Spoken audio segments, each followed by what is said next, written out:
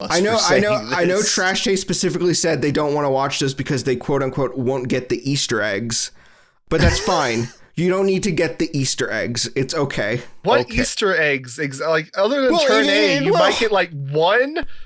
But in Turn A Gundam, he uses shining fingers. I haven't seen G Gundam. I won't get the Easter egg.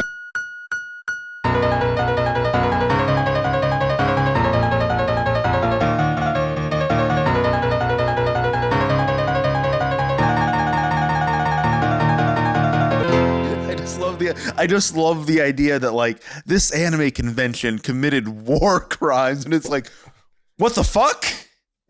Yeah, a bunch of game devs, they start making their game, and then they find out that their health packs they designed to violate the Geneva Convention. It is fucking weird that applies to like games and cards and shit. Because like, I can see why it would make sense as a battlefield. Like, not even just on a battlefield, but just like in like public. Because like if like something were to happen and in 6 months there's like a ground invasion in the fucking of Columbus, Ohio. God forbid. But and like people are walking around, they're like, oh no, my arm has been shot off. Where do I go? And they're like, oh, there's a Red Cross, and they go and it's a fucking Yu-Gi-Oh convention or something. Like I can see that. It's an anime convention. Oh no! I thought you were a certified nurse. I can see that, but like it doesn't really make sense when it's like just on TV. Because like, what are they gonna? Oh my god! I gotta watch this for health tips. How to cauterize this wound I received. Like, okay, what? I don't get it. It's just fucking bizarre. The more you know. See, this is what a real informative anime podcast needs to be like. Just random Snapple facts. I guess we could just do the intro. Welcome back to the Weeb Crew. Can you be more high energy, please? I'm your host, Mumi. Why are you doing this? Why do you realize how annoying this is to edit when it's like we go from just like having this like fun conversation and then you try and do the intro and you're like, hello, this is the Weeb Crew, and it's like that's our shtick. We hate ourselves. Oh my god! Hello and welcome to the Weeb Crew. I'm your good host who actually tries to make things easy, Psyotic, and I'm joined today with my co-host Mumi. The one that hates himself. Yes, the one that makes my life annoying, my job hard. And we're joined today by our guest, MercuryFalcon. Hello, it's great to be here. You See, now that's how you do a podcast intro. No, you can call me Jack. Okay. I am from an old age of the internet where you were expected to go by a username, but it does feel weird in my current age to be referred to by a username. Damn, I feel attacked. As you should be.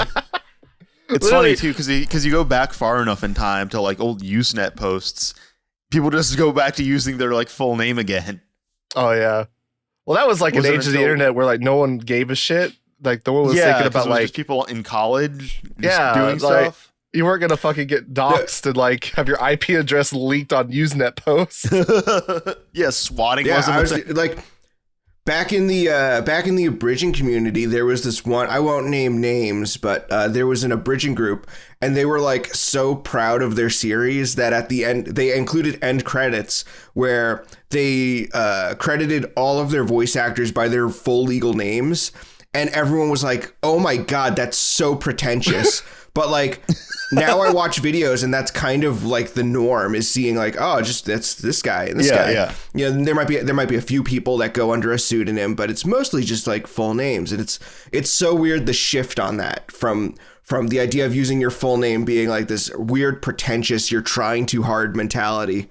Yeah, that's definitely been a thing with like the newer generation too. Like they just fucking post their full name and address. There's like, hey, come full name, address, meet up at my house. Number. Dude, I've been saying like I'm gonna sound like an old man. I get into some discords and they have channels for like selfies and venting and like, do you know how easy it would be to like get your information when you're posting pictures of your face, and then being like, these are my insecurities. It's like the Family Guy joke where it's like, here's my home address, school schedule, and a list of my fears. And it's like, see, if you ever want to like win a debate about like if society has gotten like more dangerous or whatever, like you just point to this shit. You're just like, the whole stranger danger shit. If that were like fucking getting worse, these fucking kids are just online posting everything. Like, my fucking parents leave me alone at night for 7 hours between the hours.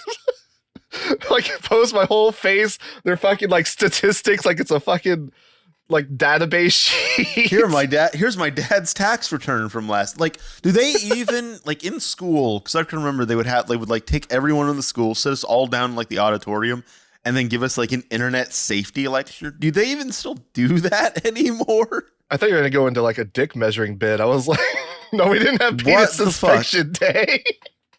No, I'm talking about like, because like it would be like, practice stranger danger online. Don't give out any like personal information. They didn't do that. It's clearly not working. They didn't do that for me. Yeah. The only thing that happened was there was like a MySpace incident. I think a kid got kidnapped through MySpace, and we had like a big meeting about that. And instead of like teaching parents about how to use the internet and to like keep your kids safe, they basically just went nuclear and were like, don't let your kids use a computer ever. Oh my computer God. is bad. That's where the bad people live.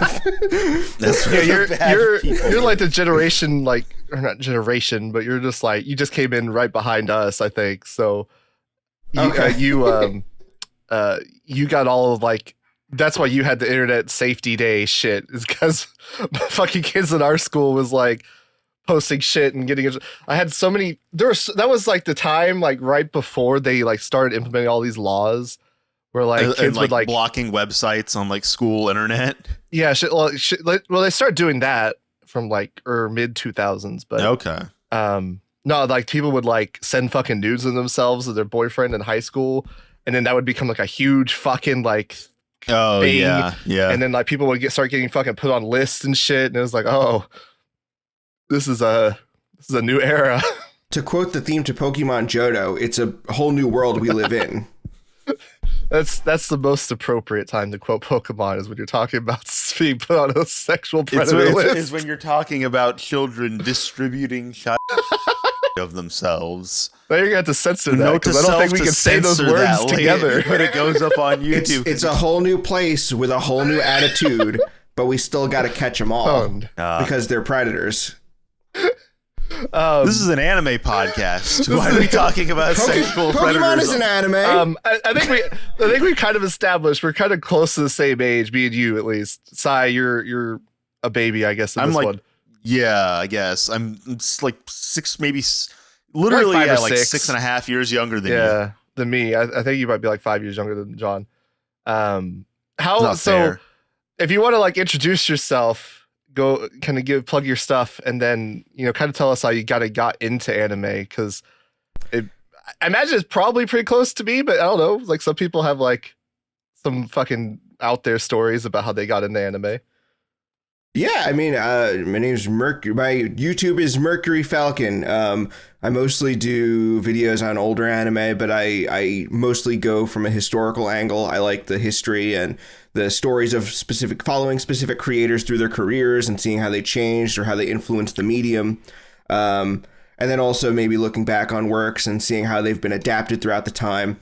So it's a lot of stuff like that. I was told it was a niche that would never take off, but it's more and more people seem to be getting into retro anime now. Yeah. Then when I started, maybe in 2017, started doing videos like this. So it's been pretty great, and I've a lot more people are watching, and I have a lot of stuff planned for this year.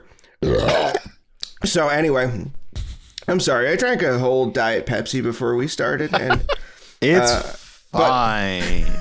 But anyway, how I got into anime, I mean, I grew up with Pokemon and Speed Racer and stuff like that. Dragon Ball Z on Toonami when it started playing in like 98, I think is when they started playing Dragon Ball Z. Fact check that. Konada. Fact check. Shut the fuck up. Yes, DBZ started airing in 1998.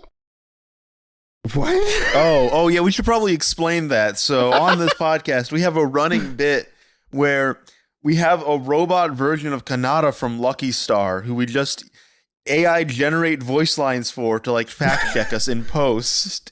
Oh, okay. Oh, well, that makes sense now. You see, I didn't know that, but that makes sense now that you've explained that to me. But yeah, so that was what got me into anime. But then I think it was around 2002 or 2003. They started playing anime more on Adult Swim, and specifically, I remember my friend Nicole called me, and I was talking about going over to her house, and she was like, "Do you know that show Inuyasha on Adult Swim?" And I said, "Yeah, I've seen episodes of it."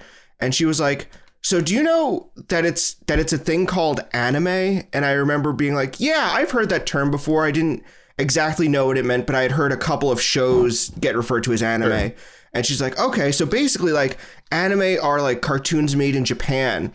And she basically explained like, so Pokemon, Dragon Ball Z, and Inuyasha are all anime. And that kind of like made me realize that a lot of the shows that I was super into were anime. And that made me go, oh, so I guess these aren't just like specific cartoons I like. I specifically like anime. And so that was a big thing. And that's why I'm still a major Inuyasha defender in present day. Because that was the show that really got me on. That's the show that got me on the internet looking up anime. Yeah, that sounds pretty similar to mine. Namely the speed racer in Pokemon part. I don't know. I feel like a lot of people don't realize like how popular Speed Racer was like back in like the 80s. Cause like that was like my mom's fucking like favorite show when she was a kid. So like I was exposed to Speed Racer because she'd be like, I had a crush on this guy when I was a kid. See, I feel like my first exposure to Speed Racer then would be the Wachowski movie, which came out in like the mid 2000s. That's crazy. That's actually insane to me. Because I mean, in the 90s, Cartoon Network aired Speed Racer in reruns all the time. Mm-hmm. And then I feel like maybe in the 2000s it started to die down until the Wachowski movie. Maybe, 'cause I can't remember Speed Racer ever playing on Cartoon Network itself. Maybe it was on Boomerang, but I didn't really watch that much Boomerang until I was older, and I was like, yeah, cartoons suck now, but all the good old cartoons are now just on Boomerang and like Nicktoons or whatever, like the off-brand channels are where they put the boomer in Boomerang. Yeah. They really did. I love Boomerang. I think it's dead now, or maybe it's a streaming service. I have no idea anymore. Well, see, all the shows that were on Boomerang did air on like Cartoon Network in like right once upon a time in the 90s. No, I mean just the 90s. Yeah, like late 90s. Right. Well, maybe into the early 2000s. I'm not sure when they took it off exactly, but I remember seeing stuff like fucking Jabberjaw, Magilla Gorilla, or whatever on Cartoon Network, like in the 90s. Alongside like Scooby-Doo. Oh yeah, absolutely. They played all like the Hanna-Barbera stuff up until like I would say probably the very late 90s to early 2000s. I feel like by that point they had enough original cartoons that they were like, okay, we don't need this stuff anymore. We got our own stuff now. Yeah, and then they made Boomerang, which is how I finally was able to watch the Smurfs. Hell yeah. It's interesting though that you mentioned like not really being aware that these things were anime up until someone like brought it up to you, because I can remember like watching like Pokemon or Bakugan, like the Beyblade anime and stuff, and I remember seeing those like on TV as like Saturday morning cartoons and always kind of being cognizant that they were like Japanese. It wasn't something like I just assumed that these were like American cartoons. Like it was something I was always sort of aware of, that like this is different, this is something made in Japan, and that's why it's different from these other cartoons I'm used to seeing on TV. I think that's... Yeah, I would say the first time even going back to Pokemon, my parents told me, oh, it's a weird Japanese cartoon.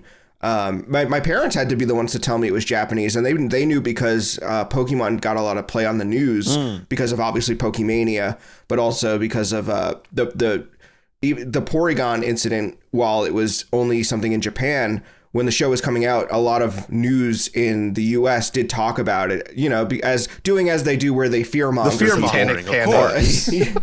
Yeah. Yeah, so they would always bring up that this show put kids in the hospital. And so my parents always knew it was like a foreign show.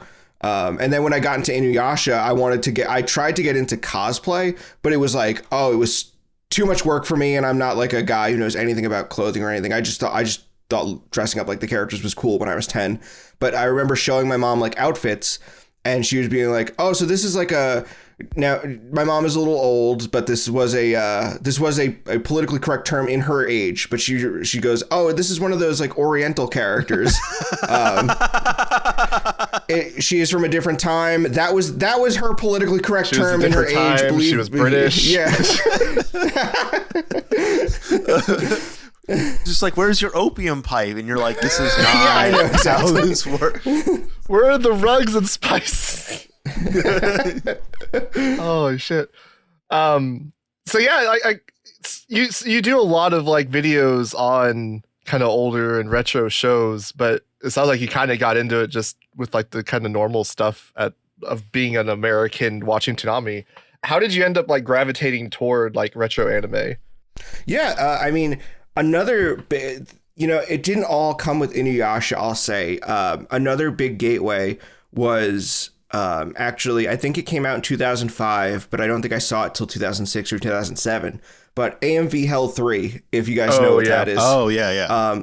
Where AMV Hell was like the little skits where they put audio clips from shows or movies and put them over anime footage. But right. AMV Hell 3 specifically was like called AMV Hell like the movie, and it was an hour and some minutes long. And there were so many different shows, and I remember being like, there's this many different anime I've never heard of when I saw that. That was a big floodgate for me. And I that's when I really started looking even more into anime. Now, for getting into specifically retro stuff, because even with AMV Hell, it was a lot of 90s and early 2000s stuff. So it's like, yeah, it's old now, but at the time it was kind of relevant. Yeah. But with the old stuff, and I think this ties into one of your other questions, was, I mean, funny enough, it wasn't really until 2010. And in 2010, I'm a junior in high school at that point. Mm-hmm. And I was watching this YouTuber I liked. He was doing a Let's Play, and he did a bunch of different Let's Plays, but this one he was doing one of the Super Robot Wars games. It was actually the one that came out right before Super Robot Wars L. And that has a lot of retro anime characters in it. And this Let's Player, I forget his name, but he knew a lot about these shows. He was like, oh, this character's from Combatler V. And there were Tekkaman Blade characters, and he would talk about all the differences between Tekkaman Blade and the Technoman English dub, where he'd be like, yeah, these two characters here, they're called this and this, but in the dub, they're called Ringo and Star. And I was like, this is so informative. And he was talking about how like Super Robot Wars L was coming out and all the new shows he was excited to see get introduced through that one. And so I remember looking up Super Robot Wars L. I found a video that was every opening to an anime that appears in Super Robot Wars L. And it was mostly a bunch of retro titles. And my interpretation from watching that guy's Let's Play was that like, oh, if you're an anime fan, you should know all these stuff, right? I'm like, the fact that I didn't know what Combatler V was, I was like, oh, I'm an idiot. I must have been like completely, in 2010, not knowing what Combatler V is. What an idiot. But yeah, and one of the shows that gets introduced, one of the series that gets introduced in Super Robot Wars L is 𝗥𝗘𝗧𝗥. And I'm watching that compilation of openings. Now, 𝗥𝗘𝗧𝗥 doesn't have a traditional anime opening, but there was a Japanese guy who made a mock opening. I think they're called MADs or MADs. Yeah. Where he took like Sakuga clips, put the theme song to it, and made an opening where he even imposed credits over the footage to make it look like a real opening. And I thought that was so cool. I even did that with Megazone 2-3, which a lot of people have misinterpreted as the real opening. As if Megazone 2-3 was a series and not a movie. But with that 𝗥𝗘𝗧𝗥 one, I was like, oh, that's so cool. And so that made me look up 𝗥𝗘𝗧𝗥. And I looked up 𝗥𝗘𝗧𝗥. It was subtitled on YouTube. It was only 3 episodes. I watched through it subbed. And through getting into 𝗥𝗘𝗧𝗥 that way, I found like a whole community almost of people that grew up with 𝗥𝗘𝗧𝗥, because when you read comments of 𝗥𝗘𝗧𝗥, you see stuff like this Megazone and Robotech were my childhood. And I'm like, okay, well, I'll look those up. It was all comments saying this Megazone, Bubblegum Crisis, Robotech, and those were all shows that kept getting mentioned in these comments of shows that were similar. And that was what I went to. I started looking up that. I started looking up Megazone 2-3, Bubblegum Crisis, Robotech, and those were just shows I got into, and I really liked those. And they hit at just the right time where I was a teenager. I was, I wanted to find something that was unique, and I found those shows just like they hit at just the right time. So you're saying they groomed you? Yeah. No, I was groomed by a bunch of Let's Players and Japanese YouTube comments, which, that's how it happens sometimes. It's really funny. When you said I was watching a Let's Player in 2010, I was like, please don't say 𝗥𝗘𝗧𝗥𝗢. That Let's Player 𝗥𝗘𝗧𝗥𝗢. It was like, yeah, and he kept talking about their shoes, and I was like, oh, these characters must have really interesting shoes. Oh, wow. I never really paid attention to their feet before. Yeah, it's interesting because that's like a lot of people's like kind of sequence, right? They got into like, at least when they're into older stuff, they got into like Robotech first, and then they got into like other stuff around it. I got into it that way, but like it wasn't like that. Like, cause like I didn't start really watching like retro anime, like stuff that was like in the 80s or whatever until, gosh, probably like 2015. And then I'd watched like older stuff, right? Because I was into anime like in the 2000s, but it just wasn't older then. It was just like, it just was whatever was out. Yeah. But I didn't get into like actually watching older stuff, like seeking it out until then. And then I got into like Macross ended up being my entry level, like my entry point into that, because like it just was like so easily digestible that like, once I watched that, it was like, oh, now I can get into like Gundam or Rose of Versailles or something. Like, that's no problem now. I don't know if there's like, if it's just like a storytelling convention or like the visuals. I don't know what it is about Macross that makes it kind of like good for that. But a lot of people seem to have that kind of same kind of springboard. Obviously, like 𝗥𝗘𝗧𝗥𝗢 would be even better because like it looks like a fucking movie. It does, yeah. Like getting you into something like from the 80s that is not like Dragon Ball or Akira, basically. Yeah. Would you say that you kind of are drawn just in general to like retro stuff or more so to like mecha? Well, I think retro stuff generally. My thing is that like, while I do really like mecha anime, the reason why I talk about it so much is because I feel like I'm forced to white knight for it because of just this weird sentiment in the Western fan base surrounding it. Oh, you mean that mecha's dead? That mecha is dead. That it's all mindless robot fights. It's all just to sell toys. Where it's just stupid robots made to sell toys. And it's like, I didn't even get into Gundam until 2013, which at that point I'm 19 or 20 years old. I had watched Gundam Wing and G Gundam on Toonami, but I'd never gotten into Universal Century stuff. And then when I moved to Ohio, I met friends who were super into Universal Century Gundam, and they knew all the lore, and I felt left out. So I was like, well, I got to start. And watching the original Mobile Suit Gundam was incredible because I always talk about how it, I've seen anime from the 70s where, yeah, it is a little dated. Yeah, the storytelling conventions don't always hold up. Gundam doesn't feel that way. Gundam feels so poignant today. It's a show where the characters still resonate and it doesn't quote unquote feel old. And so I when I got on Twitter and there's just people throwing Gundam under the bus, like Universal Century Gundam under the bus, as if it's like, I'm trying to think what's a comparison. Something like, I used to use Transformers as the example where it's like in the West where it's just kind of like, kind of almost the story doesn't really make sense and it is just to sell toys. People have been coming at me and telling me like, no, Transformers does have good storytelling. I'll need to check out Transformers for myself. But yeah, there was this weird conceit that Gundam didn't have such powerful storytelling, and that extended almost to other mecha anime as well. And I always felt the need to white knight for it, and that's why I've always I may have talked about mecha even more than when I really like a lot of shows. I'll really watch anything if it has a compelling story. But I've always had to put my neck on the line for mecha because of this weird connotation it has in the Western fan base, mostly from people who haven't watched or experienced any of those shows. That's always the fun part, where it's like they say this, but then they haven't seen any of it. Right. And that's why I don't feel bad calling out 𝗥𝗘𝗧𝗥𝗢 or Anime Every Day in my one mecha video, because for one, 𝗥𝗘𝗧𝗥𝗢 didn't even write his video. His video has a credited writer on it.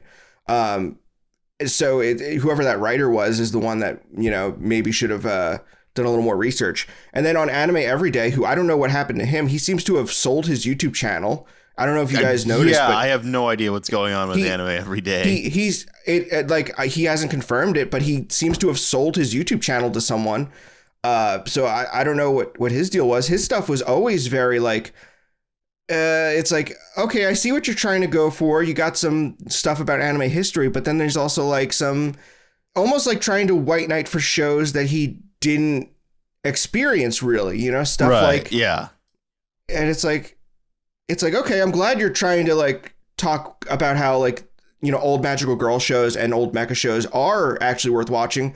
But then he calls Double Zeta Gundam ZZ. Gundam ZZ.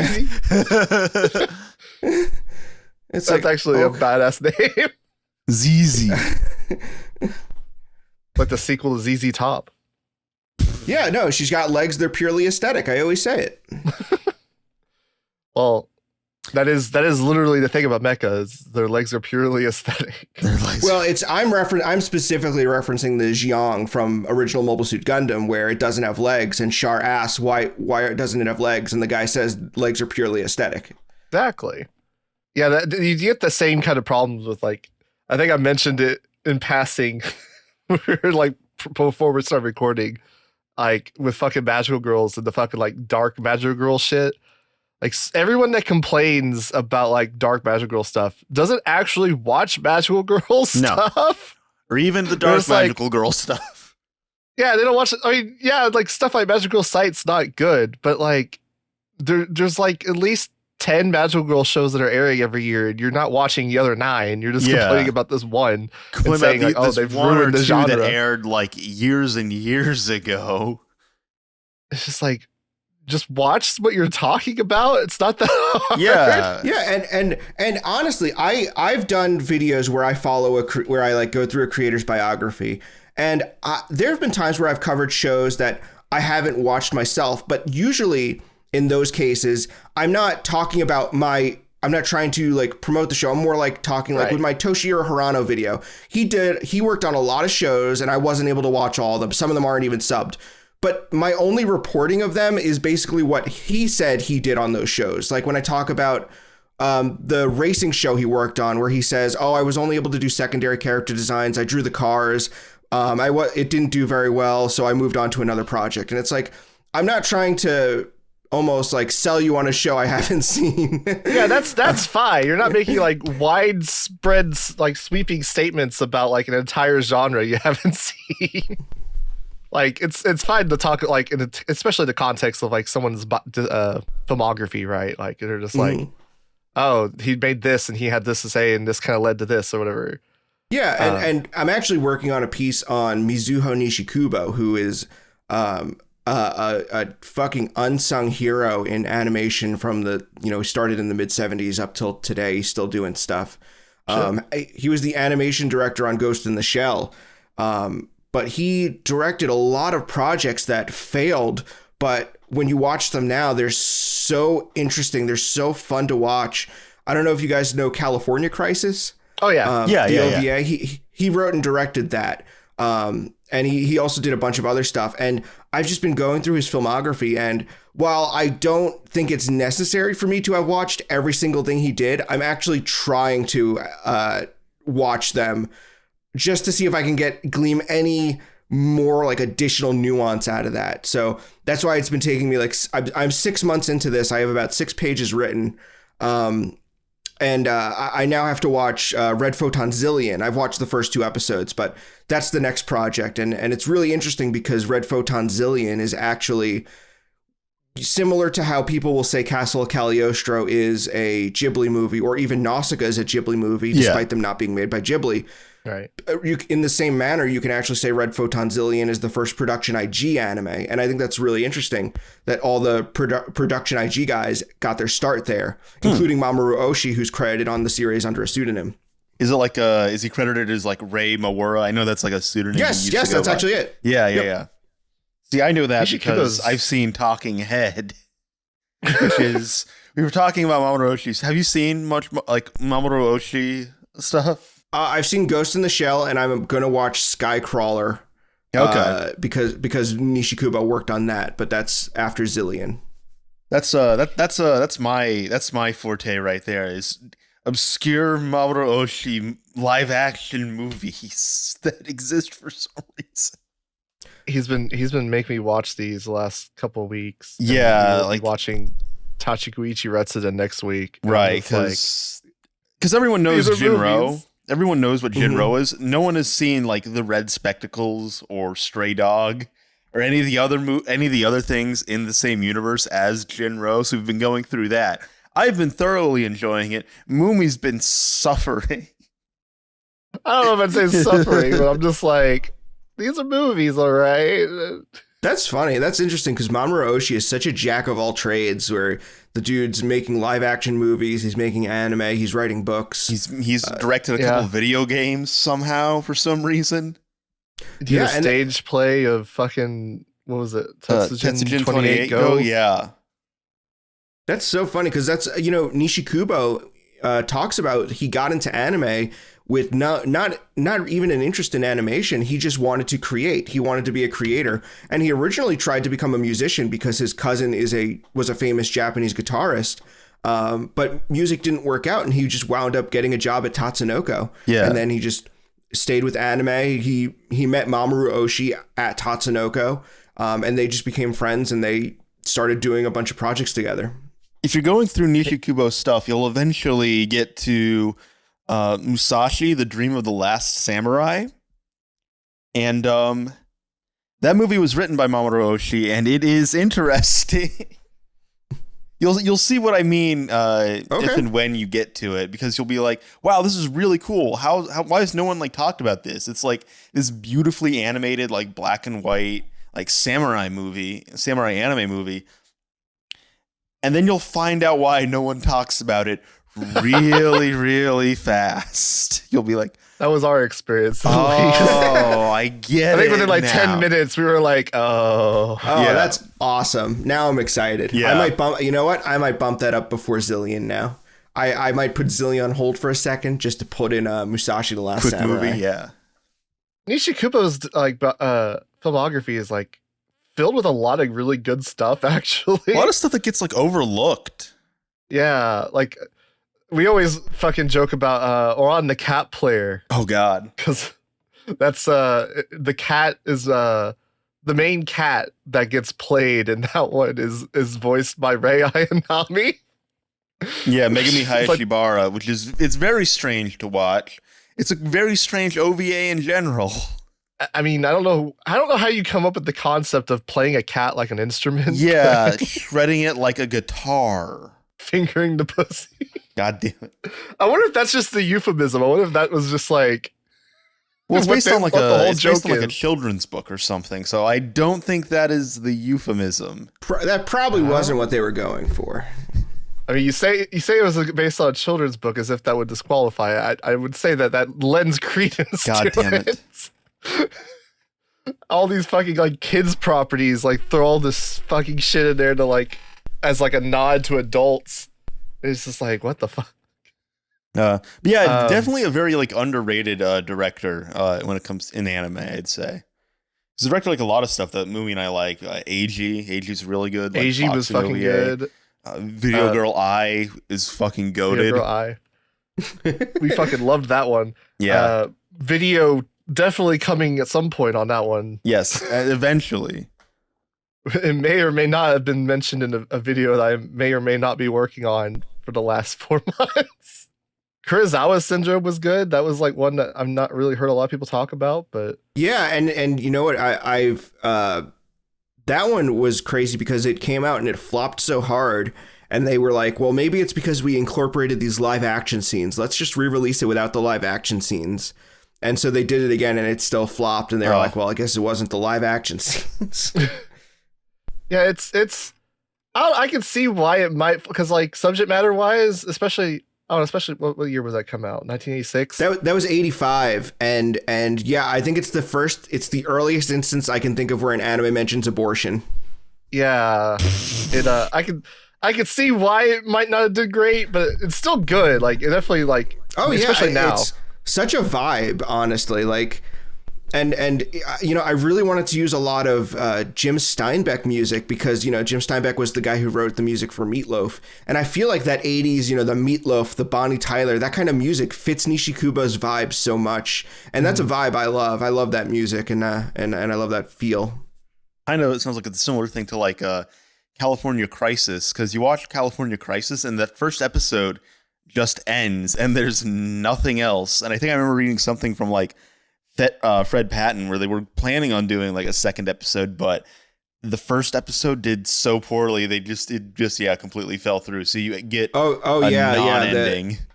The producers were like, yeah, this isn't going to work, and Nishikubo had to move on. He was, you know, he is someone who, despite a lot of his projects failing, had a lot of friends and a lot of people who valued him as a director.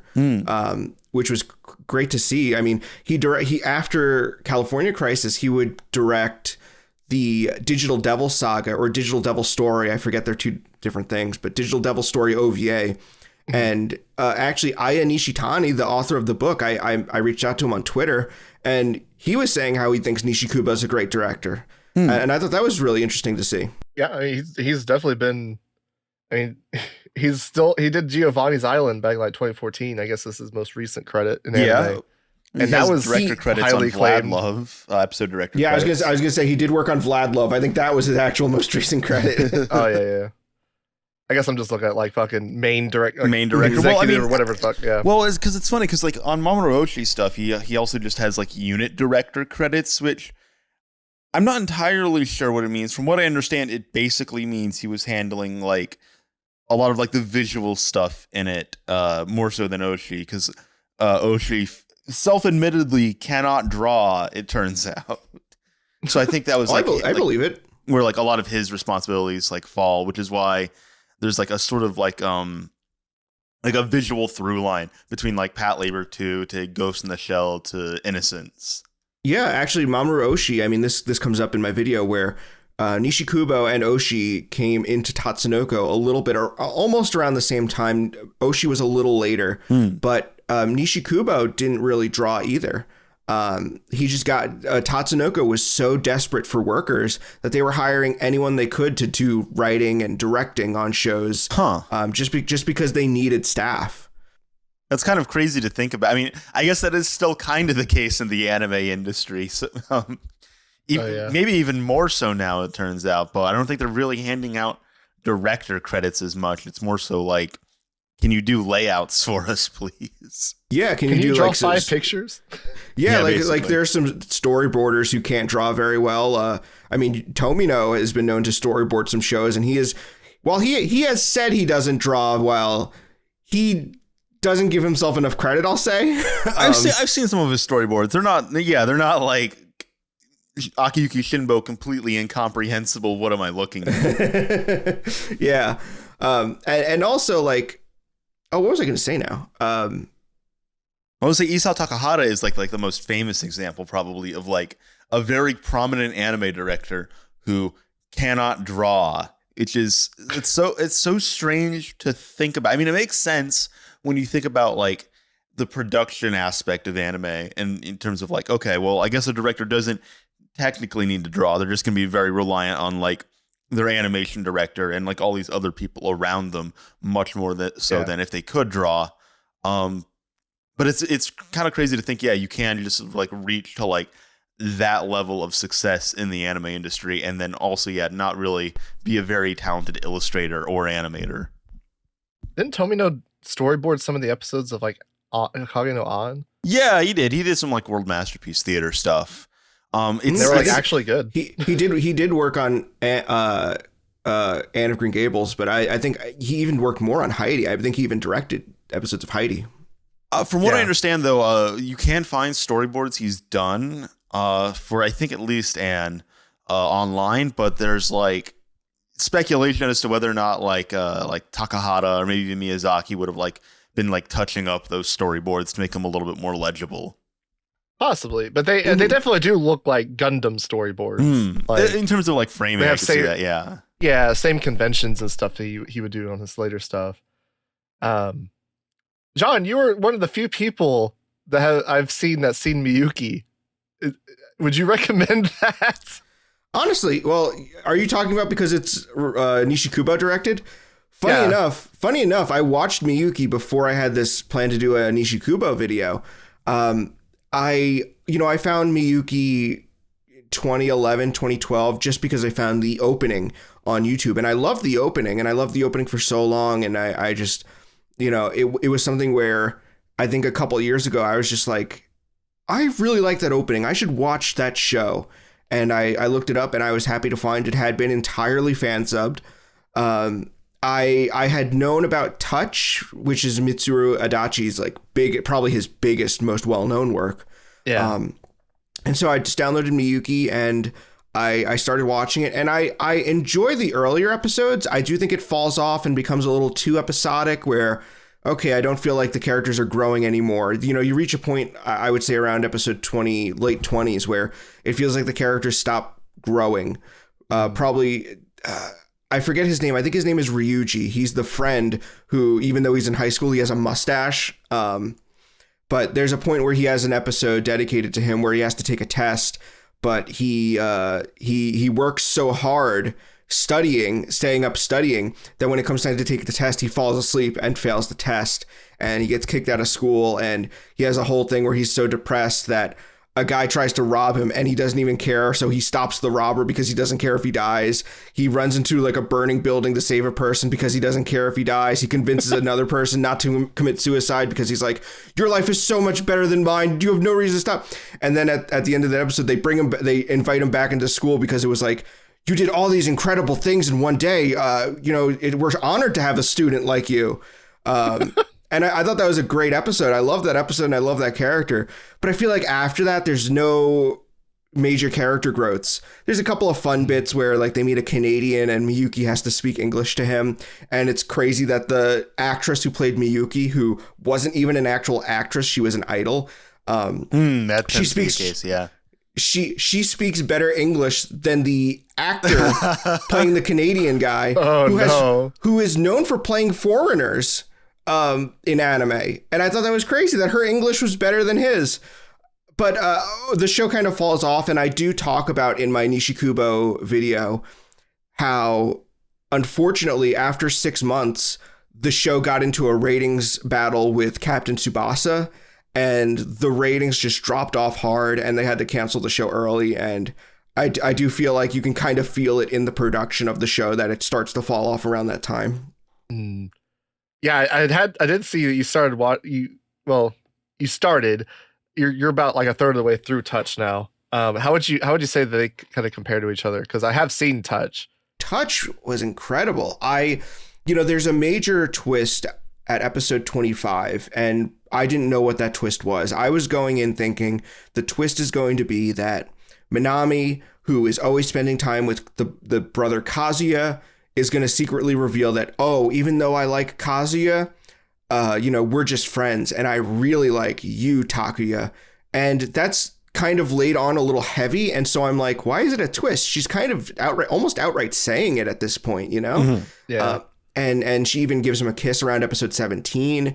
And so I'm like, what kind of twist is this that she actually loves Takuya when it's like, it's laid on so heavily? Why do people talk about this being a twist? And then when I got to episode 25, and I guess you should put like a time code that people can skip for the Touch spoiler. Korona, when can they skip to avoid the Touch spoilers? Are you fucking serious right now? It's a nearly 40 fucking year old show. I guess if you absolutely don't want to hear any spoilers for Touch, skip to 55 minutes and 32 seconds. Thought going to be putting his fingers in his ears. Yeah. Step away from the mic. I have to edit this anyway. Oh no. Well, it's fine. Okay. I think I may know what you're talking about anyway. The spoiler is that Kazuya gets killed. Yeah. Oh my god. And then Takuya, whose whole character has been that, Minami has mentioned how, like, when Takuya and Kazuya were kids, Takuya was always the best at everything. And Kazuya had to work hard just to reach Takuya's level. And now that they're teenagers, Kazuya still works hard at everything. And that's why everyone likes him and all the girls find him attractive. All the guys want to be friends with him. Takuya became apathetic. He's lazy. He doesn't want to do anything. He doesn't have any ambition. And even though him and Kazuya look so similar, he doesn't get that same response from people. Girls don't want to be with Takuya. Guys, cool guys don't want to be friends with Takuya because he just doesn't have that ambition. He doesn't have that. He doesn't try hard at things. And when Kazuya dies, Takuya then decides that he is going to take on Kazuya's dream of leading the baseball team to the Kyoshin. And now he does have something. He has an ambition. He does have something to work hard for. And he's just starts improving himself. And we, it's so powerful. I feel like a lot of shows will have a twist that changes the narrative, but after the impact of that twist, they can't live up to it. I was talking about Oshi no Ko having a twist, where it's basically in episode 3, but the first episode is an hour and a half long. The first episode is an hour long, right? Yeah. Yeah, because they didn't want to spoil it for anime onlys, right? But while I liked Oshi no Ko, I feel like there's no point later on that lives up to that moment where they do the twist. Touch just keeps going because you have all this emotional baggage of all these characters who loved Kazuya and now are while Takuya is trying to carry his dream, there's also friends that are like, you're just trying to replace Kazuya and you can't just throw him away and try to become him. And I love that dynamic. It's so powerful, and I've loved Touch. I'm only 40 episodes in, which the show is 101 episodes, so I'm only about halfway there. But I think it does a good job of getting over that hump of, okay, we've done our big twist. Can we keep delivering? And, Touch does it, where a lot of other shows couldn't. I think part of that is like how kind of maturely it handled its twist, because it handles it appropriately. Whereas I feel like Oshi no Ko kind of like sells the farm on its twist, and it's like overly poignant. What's the word you like to use, Sai? Cloying? Cloying, yes. Like it really tries to ham up the twist, and she's like has like a 30-minute dying speech and all that. Whereas I Touch, it just kind of happens. Yeah, and like he's just processing it like quietly. Like it's not like he doesn't get this like touching goodbye. It's just kind of like, oh yeah, oh here he is. The whole episode, I watched that episode. The way I've been watching Touch is that I watch at least 2 episodes a day when I go to the gym. I'll put the episode on my phone and I'll just walk on the treadmill and watch 2 episodes of Touch. And my first episode was episode 25, and I put it on and I'm just walking on the treadmill. I'm in public surrounded by people, and it just the Kazuya walks out the door and disappears into the light, and I went, that's weird. What, is he gonna die? And then the whole episode, it's just like, it just cuts to a shot of a cicada, and it's just panning out as you hear the cicada sound, and I'm like, whoa, this is like really sensory. And then it cuts to a railroad crossing, and you just hear the loud clang of the railroad crossing. And then it just cuts to Takuya walking down the street, and you hear all the crowd murmuring, and you hear like the sirens and the ambulance sirens and the horns honking. And he's just like, oh, that's weird. There's a lot of traffic today. And they're just hammering it into you. And I literally went through the 5 stages of loss watching this episode, where I'm like, they're not going to kill him. This is misdirection. This isn't, they're trying to, they're laying it on heavy, blah, blah, blah. And then when he gets to the field and they're like, oh, it's Kazuya. And then they go up and it's like, oh no, you're his brother. Where's Kazuya? And he's like, oh, Kazuya's not here. He should be here. And I'm like, he's going to be injured, right? He's just going to be injured, right? That's slow realization you come to or something. And you, over the course of this whole episode where you're convincing yourself, is he dead? And at first you're like, nope, it's misdirection. It didn't happen. Then you're like, well, he's just going to be injured. He's going to be injured, and that's going to be the drama. And then just like slowly, they never say it for the whole episode. And to episode 26 is when they finally reveal it. But by episode 25, you know it, but you're convincing yourself you don't. Yeah. He's not just like a pool of his own blood giving a speech to Tatsuya. No, and I love when they pull back the thing and he looks perfectly fine, but his eyes are closed. And Takuya even has a line where he says, like, even in death, he's trying to look cool or something like that because he has like no injuries on him. Yeah. I feel like they handle like pathos moments like that differently in like older shows than they do like even like 2000 shows, 2000s and onwards. Mm-hmm. Like 8 Simple Rules. Yes, yeah, where John Ritter died, exactly. Yeah, that was weird. Okay, I'm glad you know about that. Mumi, do you know about 8 Simple Rules? No, I don't. It was like a sitcom, where like season 1 is like a fairly like normal like Don't Date My Daughter sitcom, and John Ritter plays the dad. Yeah, and he wasn't an old man. He was like 45. He was like really young. Yeah. So like John Ritter died between season 1 and 2. Yeah, at the age of 54. And 54, yeah. The way season 2 basically starts, or maybe it's partway through season 2. I don't remember. But they just kill off his character, and the show gets really fucking depressing for a while. Yeah, but they introduce David Spade, and everyone laughs. Yeah. Well, yeah, because he died in real life completely unexpectedly, and they literally just do an episode where he went out for batteries and he didn't come back. Yep. And it's like, oh my god, yeah, they just deal with that. There's no like canned laughter for any of those episodes. There's no audience component at all because it would be completely inappropriate. Well, I feel like that kind of like presentation is so much like more true to life, right? Because like people will like leave and die. Like, yeah, you'll get people that have like an illness or something, and then like that's like a completely different fucking situation. Like that's like when they're on their deathbed a lot of the times, it's almost like it can almost become like welcomed sometimes because it's just been like such like a grueling fucking process for them. You've had time to confront it at least. Yeah, well, you had to kind of confront it, and then like you're just in like agony and suffering a lot of time anyway, just depending on like what it is. It's not usually like something happens, you have like 30-40 minutes to like say your goodbyes and make peace with shit and then die. Like it didn't happen that way. It's usually like someone leaves and you just expect to see them again. You know, there's no thought of like, oh, I need to like make sure I say my goodbye because this could be the last time I see them. You just take it for granted and then they're just gone. Yeah. Have either of you seen the movie I Want to Eat Your Pancreas? No. That's kind of what that's like, because the premise of the movie is like she's dying of some unspecified illness with her pancreas or something. So it's kind of like that. That's why she wants to eat it.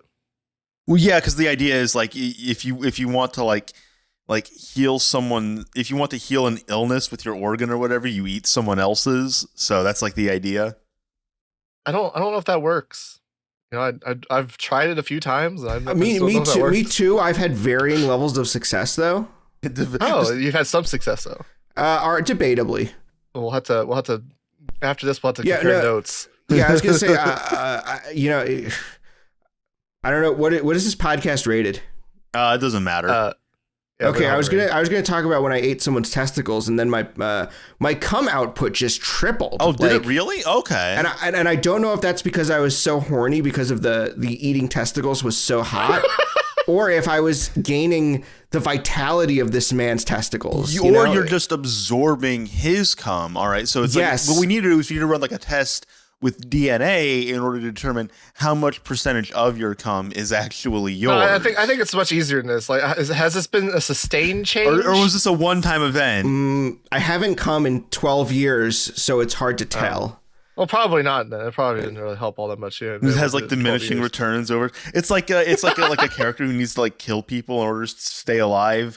You just need to constantly be eating other people's testicles in order to stay alive. Try not to come. Try Eating not- testicles. There's Jesus definitely like Christ. a manga like that out there somewhere. I almost guarantee it. Someone's gonna have a huge amount of total whiplash. So he just went from like talking about the emotional death and touch to fucking eating testicles for fucking auto. What is the term for that? It's not auto. What? I don't remember the term. Oh, like auto cannibalism?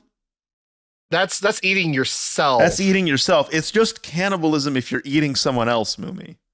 No, but I mean like canophilia. Or it's like there's probably like there has to be a term for like getting off sexually to eating somebody. Oh, probably, yeah. If there's any cannibals in the chat, can you let us know? Yeah. If you are a cannibal, please leave a comment, like and subscribe, join the Discord, check out the Patreon.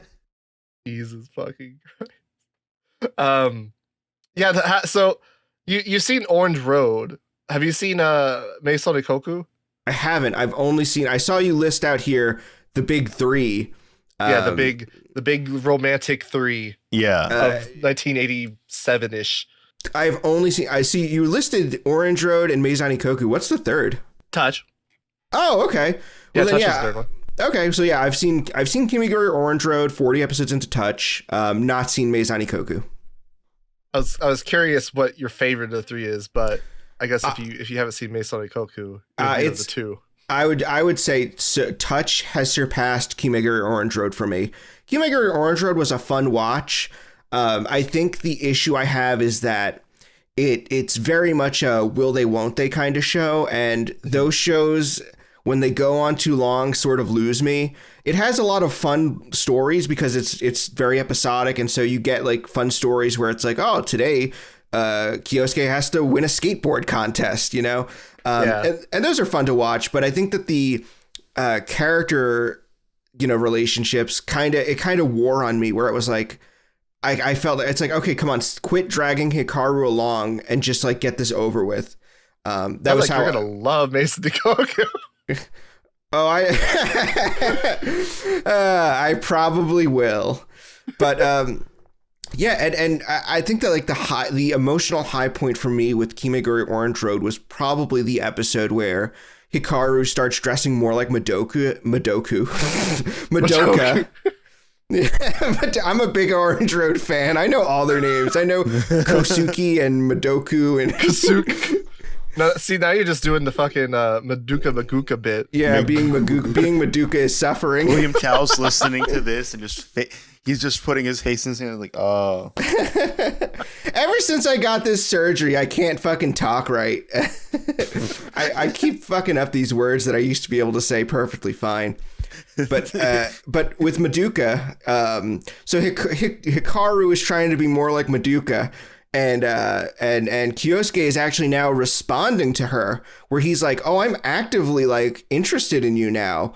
And they go to a concert together, and there's a scene where Kyosuke accidentally calls her Madoka, and it all like all the emotional impact of that hits her at once, and she just starts crying. And I was like, I felt that. That's like that was the emotional high point of Kimagure Orange Road for me. And that happens only around episode 17 of a 48 episode show plus the OVAs.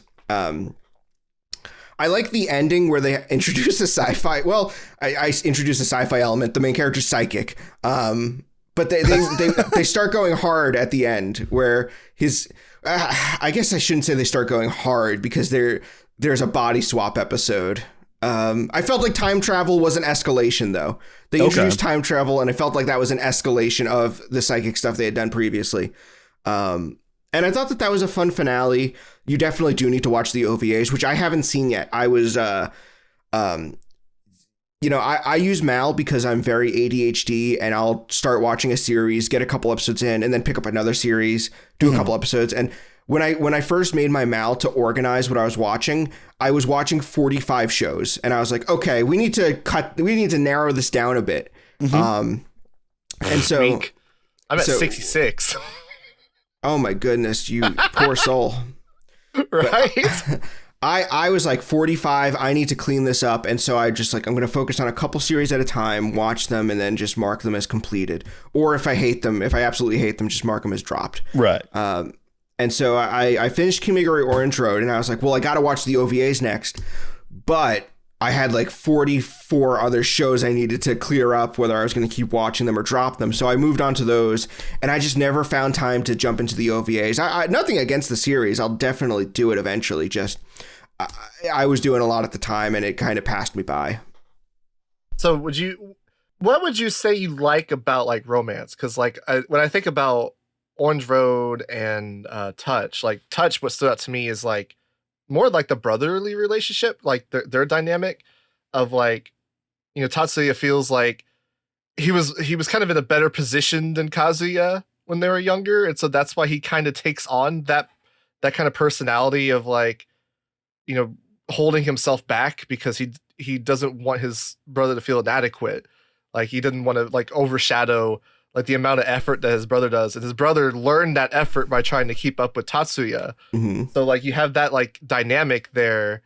That I found it interesting that he's like basically having to reconcile like, you know, his brother not being there anymore and him not having to like hold himself back in a way and kind of do what he wants to do, which is basically just kind of following Kazuya's footsteps in a way. Meanwhile, like in Orange Road, you have like all these fucking like layers to it where, you know, Hikaru falls in love with Kyosuke. We're going around too many different anime here. I know. She falls in love with Kyosuke because of his like when he throws the fucking basketball, and she basically just falls in love with something that's not him, right? Like it's not about his personality. It's not about like who he is. It's about like how he kind of like, there's that whole thing at the beginning where he's like, oh, I should have made that basket with my superpowers. And so fucking Madoka would have been impressed and liked me or whatever. And so Hikaru ends up being that because she sees him do it while she's like hiding somewhere. And then Madoka actually like kind of falls for him for who he is as a person. So you have like that kind of contrast of like Hikaru being in love with this image of Kyosuke, where Madoka is in love with like Kyosuke, who he actually is. And you kind of get that with Hikaru, you know, dressing up like as Madoka, because she's basically trying to do the same thing that she thinks Kyosuke, because she's in love with the image of Kyosuke. So she's like, oh, well, he'll fall in love with the image of me if it's Madoka or whatever. So you got like that going on. You have kind of it's almost like the Wonder Years, where like it's presented where it's like almost in he's like, and that was the summer I found my true love. Yeah, like because it'll zoom out on like the photos, and it turns out later that he became like a photographer, like his dad and all that. So like it kind of is hinting at the fact that this is like all just like him in recollection, kind of narrating his life or whatever. I really liked that. I think that's why I like Orange Road the most of those three, is because it's so much more focused, it feels like, on kind of like Kyosuke kind of growing as like an adolescent, I guess. Basically Koku has that to a degree with like Godai kind of being like a wandering scholar or whatever they call it, and trying to, you know, just graduate college and all that. But I think it resonated more with me in Orange Road, just because like how they are able to like incorporate the visuals and like the production and everything into like that theme. So, well, I guess like why I get into like romance stuff is because of like the stuff that's kind of like built around the romance more so than like the actual romance itself. I am like into Lum and Atsuru's relationship, but like the show is not necessarily carried by like their relationship, right? Like it's more like a comedy show. It's called Gags. They'll have like episodes about like fucking Atsuru's mom slipping into a different dimension and going through like fucking Inception kind of shit. It's not just based around the will they won't they of like Lum and Aturu. And I feel like Orange Road's kind of similar to that for me, I guess. That's a good way to put it. Absolutely. I would say for me, and you know, you can call me a what is it called, a sociopath, but for me, I really didn't understand the appeal of romance anime or even romance in shows and stuff until I got into my 20s and I started dating for myself. Because I moved out at the age of 19 and, a couple of months before my 20th birthday, I didn't really start dating or meeting new people like that until I was in my 20s. And when I started to do that and I started to realize, like, it's one of those things where it's like, oh, I understand, I always felt like I was this weirdo who was like kind of isolated. And like, while I had my friends, it's like, I didn't really have a lot of people to relate to. And when I put myself out there and started dating, I started finding that like everyone really feels that way. Everyone feels like they're isolated and weird and different. And we're all just really trying to find ways to connect with other people. And Tomino would hate you right now. Yeah. Yeah. And I felt like I could really, the idea of like finding a connection with someone where it's like, okay, even if we are different people, like the idea of like really falling in love with someone, I finally understood the appeal of it once I started dating and once I started having relationships like that. Yeah. It's something where it's like, you don't need to find someone who's like the exact same person as you, who likes all the same stuff you do, who is basically a clone of you and thinks exactly like you. It's like, no, it's about finding someone where it's like they acknowledge, they understand who you are as a person and they like that in you. Yeah. Yeah, definitely. I think that's why I like the stuff in Urusei Yatsura, because it just like lets it breathe. Like it's not driven by it, so it doesn't have to like drive the plot with their relationship all that often. So like you just get the moments where like Atsuru is just like reading a fucking comic book and like eating potato chips and not looking where his hand is going for the potato chips, and like Lum just kind of attentively just like slides the bowl over with her foot so he can reach into the bowl. Like you get like nice little like moments like that are kind of like reflective of like an actual relationship, more so than like, like just the pure drama of like, oh, when will they get together? Will they? Won't they? Oh, is the relationship going to be able to handle this third wheel that has like come and is kind of home wrecking the relationship all of a sudden? It's just like, that's not really like reflective of real life all that much. Yeah, and that was one of the things that I liked about Macross, was I didn't know how Macross would end. I assumed that Hikaru would get with Minmay, and I love that they were actually like, actually, no, Minmay's not a good fit for him. And then they introduced Misa Hayase, and yeah, they like, I mean, controversial age gap, but still, it's not that much of an age gap, is it? Is she like? It's like I think it's like 16 and 19 or something. Or maybe she could be like 24. Oh, that's what I thought. I thought she was like early, like to mid 20s. Based on like her character design and how they act around her. But like, if she's like 19, it's like, I'll let it pass. I mean, I'll let it pass regardless. I still think it's a great relationship. They clearly, work with each other really well. Yeah. So I was so happy that in the end, even though she's like the glamorous, celebrity, and it's like, you would think like, oh, our hero should get with the celebrity and they should be like this perfect couple. It's like, no, they don't work well together. She's gonna go out and have a really horrible life, and Hikaru gets with Misa Hayase, and the two just relate more because they have similar goals. They have similar, they have a similar background. They work better together. Even if it isn't as glamorous for him to just, get with someone who he works with, basically. Yeah. He doesn't need to get with the superstar. She was 19, by the way. Okay. That's not that bad. That's not as controversial. She just seems old as fuck. And she also has an old lady voice in Robotech. I didn't watch Robotech. I've seen both, and I like both of them, even though there are a little, I always make sure to clarify, because there's people who want to act like they're the same thing. I always make sure, like, if someone tells me, oh, I'm watching Macross, I'll be like, are you watching actual Macross or Robotech? Both are good, but they are different.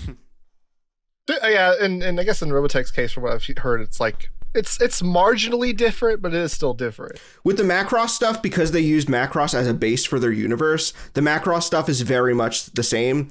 Southern Cross gets changed the most because Southern Cross didn't even take place on Earth, so they had to do the most changing, and it's the most like stretching your imagination to get their points across. And then it goes back into Mospeeda, which they again do very well. Actually, the Mospeada and Macross stuff is actually both very good and pretty close to the originals.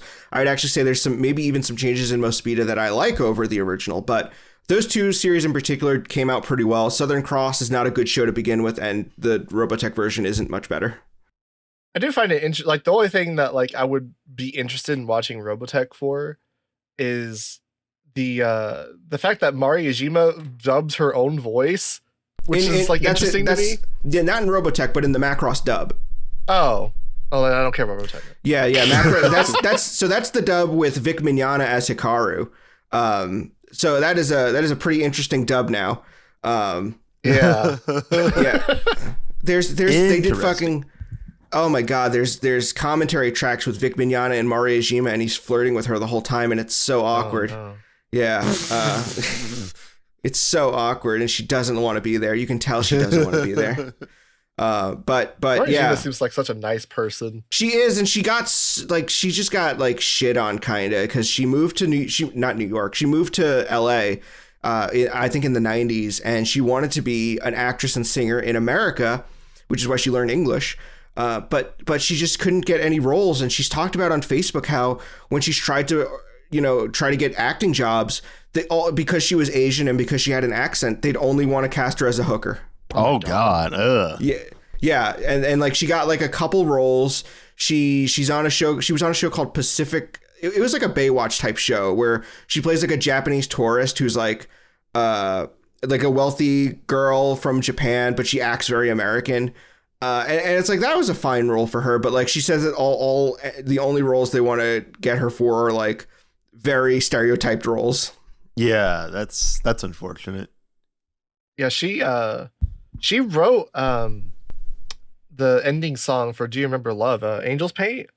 Oh yeah, she wrote a couple songs. I mean, even the song she sings in episode 4 when her and Hikaru are like trapped and in that like in part of the ship. The song she sings is a song that she actually wrote.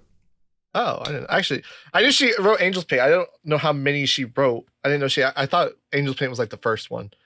But yeah, like Angel's Paint is probably like one of my favorite songs from the series. So the fact that she like, it seems like her stuff would be pretty good.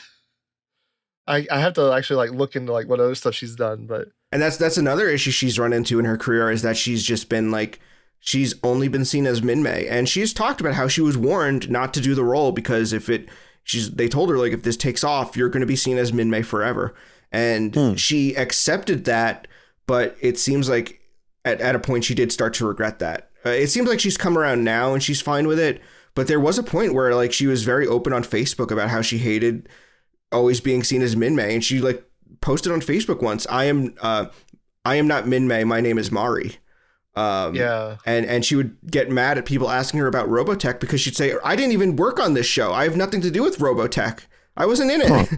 It is weird because like you don't really see that with like other like Seiyu. And I think it's because she wasn't really a Seiyu. She was an idol. Yeah. She wanted to be a singer and that happened with what's her name? The girl who did You and Creamy Mommy. That was basically like her. She was letting be an idol. Like her entire career was just made by Creamy Mommy. But yeah, that was like that interesting kind of like time period where they started incorporating more like idol stuff. Yeah, the post Seiko Matsuda idol boom. Yeah, Takako Uta. I probably butchered that pronunciation, but that's close enough. I've watched Creamy Mammy and I didn't remember her name, so her voice really like stood out. Honestly, like that was probably like one of my as far as like vocal performances. Her performances like You and Mommy is probably like one of my favorite. I will say that like you do run into the cases where an idol voices a character and you can tell that they're not an actor. I.e. Miyuki. The first time I heard Miyuki speak, I was like, that's not an actor. Yeah. And sometimes that's like actually plays to like the strength of the show. Cause like her voice just sounds like a kid's voice. Like it sounds like you. And it fits so fucking well. It doesn't sound like just someone playing a kid. I think we should clarify for people listening. You is Creamy Mammy's like real name. We're not talking about you. We're not talking about you listening. Oh man, I wish I were voiced by Creamy Mommy. Me too. I think everyone Just does. Creamy Mumi. Creamy Mumi. I guess since we're on the subject of Macross, I guess the question has to be asked: Macross or Gundam? As a franchise, I'd go with Gundam. My connection with Macross is really just that I watched it at a very formative time. It's still a great show, and obviously I have it in my top 10. I still recommend it. And I count that as the series that,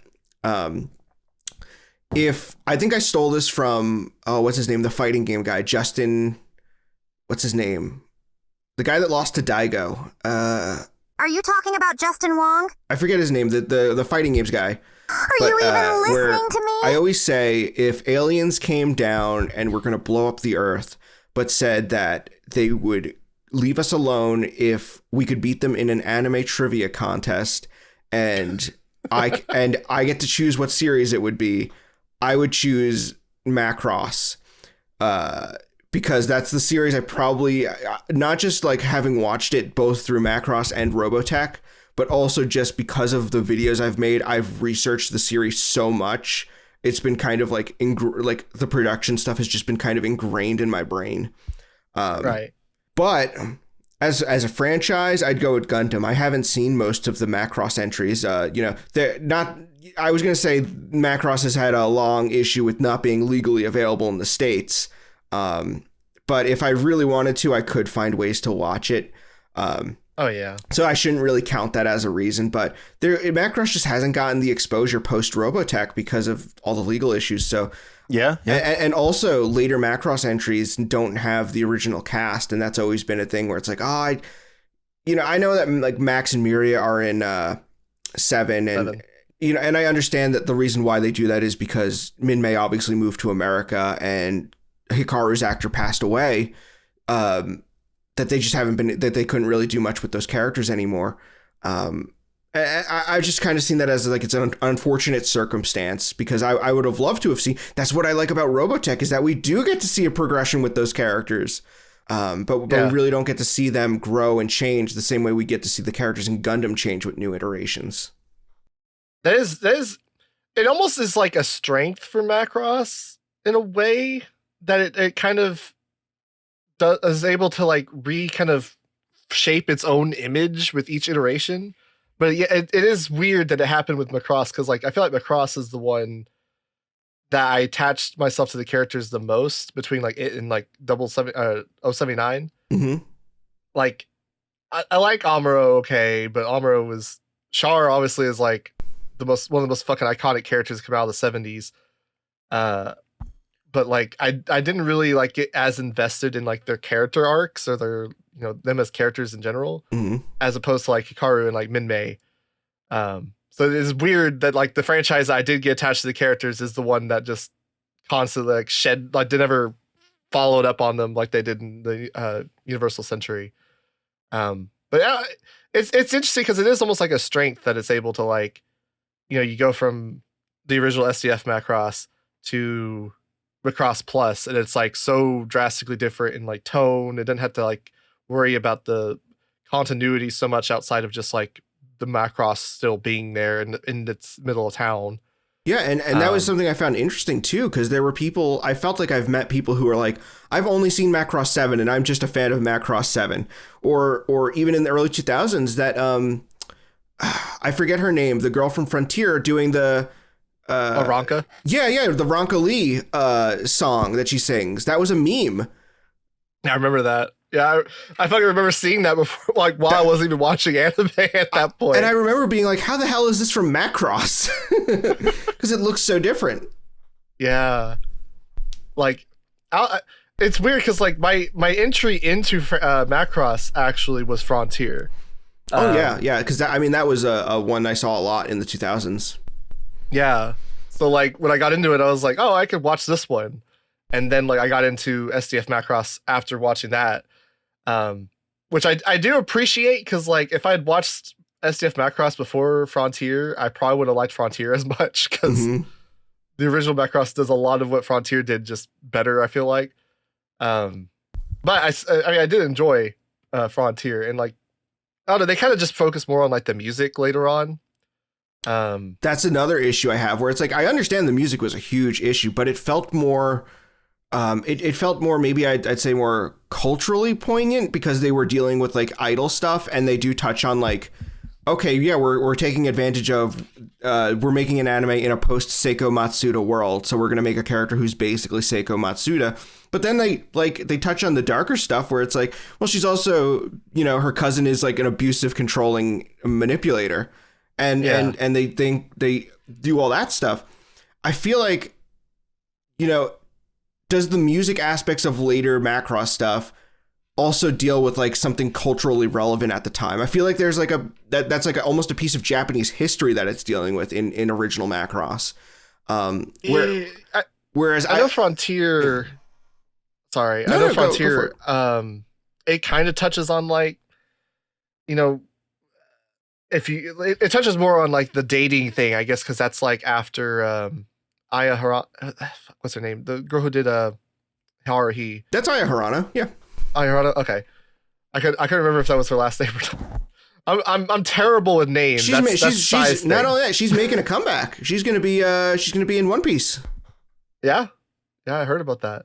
But yeah, like that was after like the whole Aya Harano thing, I guess.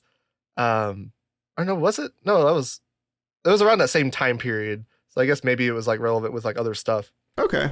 But yeah, they kind of touch on like dating and having like relationships when you are like an idol. So like Ronka's like a rising idol, and like Cheryl's already an idol, so they're kind of dealing with trying to navigate, trying to see Alto in like different ways. Obviously Ronka doesn't want to be seen with Alto because like she wants to like form a fan base, while Cheryl can't be seen with Alto because she already has a fan base. And so like it does touch on it like that way. I wouldn't say it's really all that like deep or complex, though. It's just kind of a thing. Whereas like Delta, I don't really think they address anything with like idol groups all that much.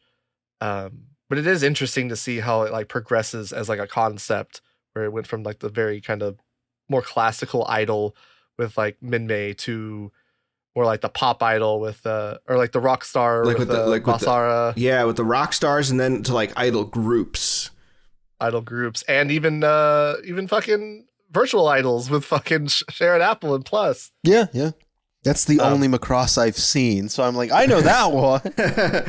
I know that Macross. That's actually one of the better ones too. So I did order the Animeigo release for Macross II. So when that gets shipped out in a year, and I still won't have seen the original Macross, then I'll just watch Macross II. You'll have seen one Macross Plus and a non-canon Macross.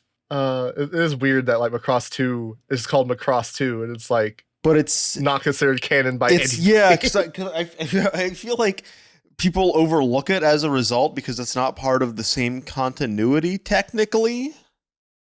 I wonder, I've never heard anyone mention it, but like, it could very easily just be quote unquote the sequel to Do You Remember Love? Because like Do You Remember Love in universe is basically like the movie Titanic. Yeah. Which is like, it's an interesting way to like incorporate that kind of shit, right? Because this is like a dramatized kind of telling of events that happened in universe, but like everyone kind of takes those events as being what actually happened. And so that's how it explains like that being taken as like the canonical kind of, her wearing the Do You Remember Love dress and all that, and singing Do You Remember Love and all that, as opposed to the TV series, because everyone just assumes that was what actually happened, even though that's like the dramatized telling of it. But I think there's something really like interesting recently to like with like the whole thing of like Big West and Macross to like canonize Macross 2 essentially. I don't know, it's weird. I was talking with someone about it at Otakon in line for a panel, and they explained it to me, and I was like, damn, that's crazy. That's wild. I've not seen any Macross except Plus. I don't know how to supply. I'm just trying to navigate this conversation, having like only a fraction of like the necessary knowledge to do so. I'm like, yeah. Makes it even funnier because Plus is literally like the most removed from the entire canon. I want to see like it's still canonical, but it's just like it has no characters from the original. or any other fucking franchises, and it's just like it doesn't really build off of anything because like just a weird story. It's just it's just like a side like offshoot. Like an AI trying to take over the world or something. I want to see the dub for it though, because at least in one of the dubs, the main character is voiced by Bryan Cranston. Mm-hmm. Oh yeah, back when he was doing anime back when dubs. he was doing dubs. That's weird to think about. Yep, he went by Lee Stone, I think. Oh my god, that's a perfect porn name, like anime dub name ever. Anime dub names and porn star names. I guess on the topic of mecha, we can discuss a recently controversial topic. Is Gundam impossible to start? Yes or no? I don't understand that because, like I said, I got into it in 2013. I like less Gundam has been produced since 2013 than probably any time in human history. Like, we've gotten like G-Reco, Iron-Blooded Orphans, G-Witch, which everyone watched regardless. So it's like, okay. No one had trouble getting into G-Witch. No one had trouble getting into Iron-Blooded Orphans. It was just playing on Toonami. Yeah. So I don't get it. I think that the Trash Taste guys are weirdly normie despite watching anime for seemingly 20 years of their lives. Their entire life is built around anime. Yes, and I'll say this. I think that they have a great podcast where they talk about the foreigner experience of living in Japan. And I actually think that they have some great input when talking about when they're talking about what it's like to live in Japan or what it's like to work in Japan, or when they talk about their other projects. Like, I think Joey's really he's the one that's into fashion, and Connor's big into gaming and speedrunning and stuff. And they're really great at talking about those topics. It's just unfortunate that they've been kind of pigeonholed into talking about anime because that's what they chose to do 15 years ago. And now people come to them as an authority. I think even Joey has said I don't want to do anime content because there's people who are better at talking about it than me. And I think that's a very noble thing to do, is just be I admit, I'm not an authority. I don't know this shit. Go to this guy. He knows more. Yeah, see, I don't know if we would agree that they're good at talking about living in Japan either. Oh, okay. I was trying to be nice. They've said some shit where it's what are you saying right now? Because in reality, they're pretty insulated by Kodakawa over there. I guess really they do have the benefit of being paid to live in Japan in and of itself, which is an interesting thing. Book what was it, GeekX, that we applied for? Reach out to us. We'll tell you let's get in touch. I've never lived in Japan, but I dated someone that lived in Japan for years. So it's not that I'm ignorant of the subject. Even that, if you're working at schools in Iowa and stuff, that's going to be different than the work culture of actually working in the salaryman kind of job. Whereas I've had the idea, I don't think I've talked about this in the podcast, but I definitely have on Discord, of the Weeb Crew content house in Japan, where we just buy a large house in rural Japan for dirt cheap, because property it costs less just in general, and the yen is in the ground right now. So we buy a house in Japan in the middle of fucking nowhere, some small town, and just make that a fucking content house in the middle of nowhere. That's kind of what Kai's doing. Kind of a content house, but I mean, he rented his house, I guess, that he had back at home, and is currently just living in an apartment that is funded by someone else's rent. Have you been to Japan, John? No, I have not. It's an interesting experience. I feel like people should go if they can. Obviously, people's circumstances are gonna be different. I probably would have never been able to actually make it out there. At least up to this point, had I not dated someone that was living there. It was interesting. You can't just go. You can, but it costs a lot more money when you're not just staying at someone else's apartment. I guess that's true. Yeah, you're having to actually pay for a hotel and stuff. Yeah. But definitely going outside of Tokyo was interesting, because that's when people actually start talking to you. Oh, interesting. Like you start taking pictures with older Japanese You people. you start scaring poor old women by just standing around. I was gonna say, I had a friend who went and he had like visible tattoos, and he was surprised that like most younger people were like thought his tattoos were totally cool. He was like, yeah, older people still think it's unsightly, but like people thought it was, most young people wanted to take pictures with him. I can see that because like, the younger generations grown up with the internet, so they're more globalized. So they don't get to see people with tattoos because it's still not socially acceptable because you can't go in like bathhouses and stuff if you have tattoos still. But like they wouldn't have the stigma against it like the older generation. Right, yeah. That makes sense. I was watching this video the other day. It was like a schizophrenic bachelor style dating video called like 20 Japanese women versus one black guy. I don't know if you guys are the YouTuber Pootie. Go on. But it was very funny because, well, all the women were basically fluent in English anyway, but it was interesting to hear them use like American slang or like just like African American vernacular English while still speaking with like a Japanese accent. And I'm like, this is a weird confluence of things. It's an interesting, they get some interesting characters in there for sure. A lot of the women in that video look like they could easily kill me. When you say versus, what exactly are they in conflict with? It's not really clear. It's basically just he's like on camera. He's just standing. He's just like chilling there. And then like a woman will walk on camera. He will like say some things or do something. And then they walk off camera. And then he like halfway through the video, he eliminates like half of them. And then the second half of the video is them just sitting in chairs talking like one-on-one. Like I said, it's like The Bachelor on crack. Is it like a dating game? No.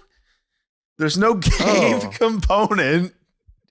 I mean, he's eliminating people. That sounds like it's his arbitrary choices, basically. Wasn't that every dating game show? To an extent, but there's usually like questionnaires, like you ask, like the classic like 70s dating show kind of thing.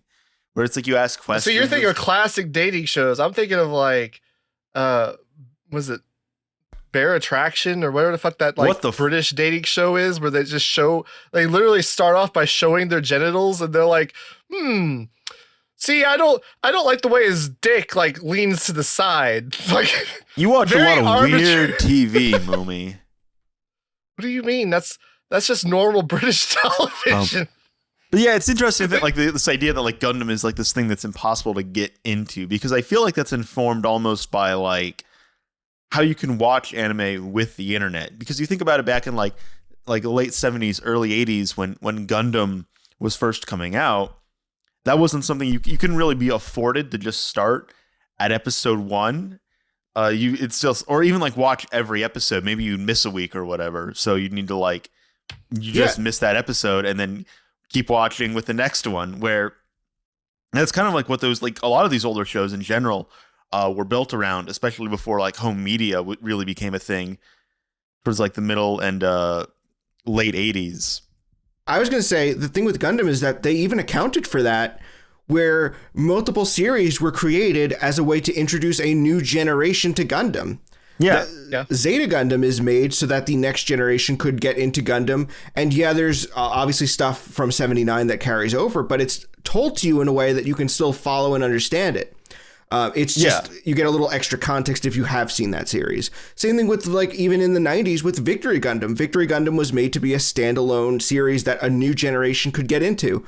And then even in when you have all the non-Universal Century shows, which all can be watched on their own with no other prior knowledge.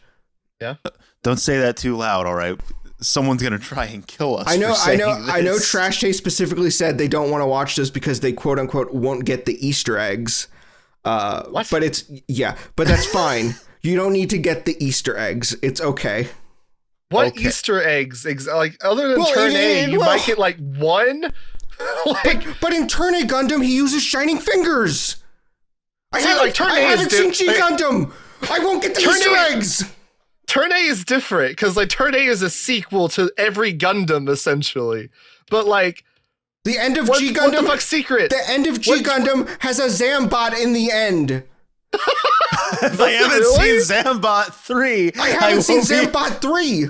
I haven't seen the Tomino extended universe. Turn A is literally the only Gundam I can see that argument for, because like it's almost, and it's only to a point, right? Because like since it's made as like the way to like encompass all of Gundam together, there's like a nod to every Gundam that had come out up to that point. So like it kind of adds a little bit if you are aware of like where each mech that they kind of pull out of the ground came from. You're Is like, that oh including shit, SD Gundam? not SD Gundam. Oh, there are no SD Gundams in Turn There A. are. That's it. So that's not even a spit. That's just like, I don't know what the fuck that is. Because I've only seen like the first half of which from Mercury. That's the only Gundam I've seen. And there is an SD Gundam version of Romance of the Three Kingdoms. And I just want to watch that and be like, yeah, I watched Gundam before. You should. Like, oh, which one? The Romance of the Three Kingdoms one. It's worth the bit. It's worth the bit. It's like I've also wanted to do something similar with Star Wars, where I've only seen the Phantom Menace and I've seen it twice. So I just want to watch the Phantom Menace and then like the Ewok movies that came out in the 80s. Hell yeah! I wish I could live your Star life. Wars. I've watched enough Gundam for the both of us. It's fine. It's fine. You can go into the bit.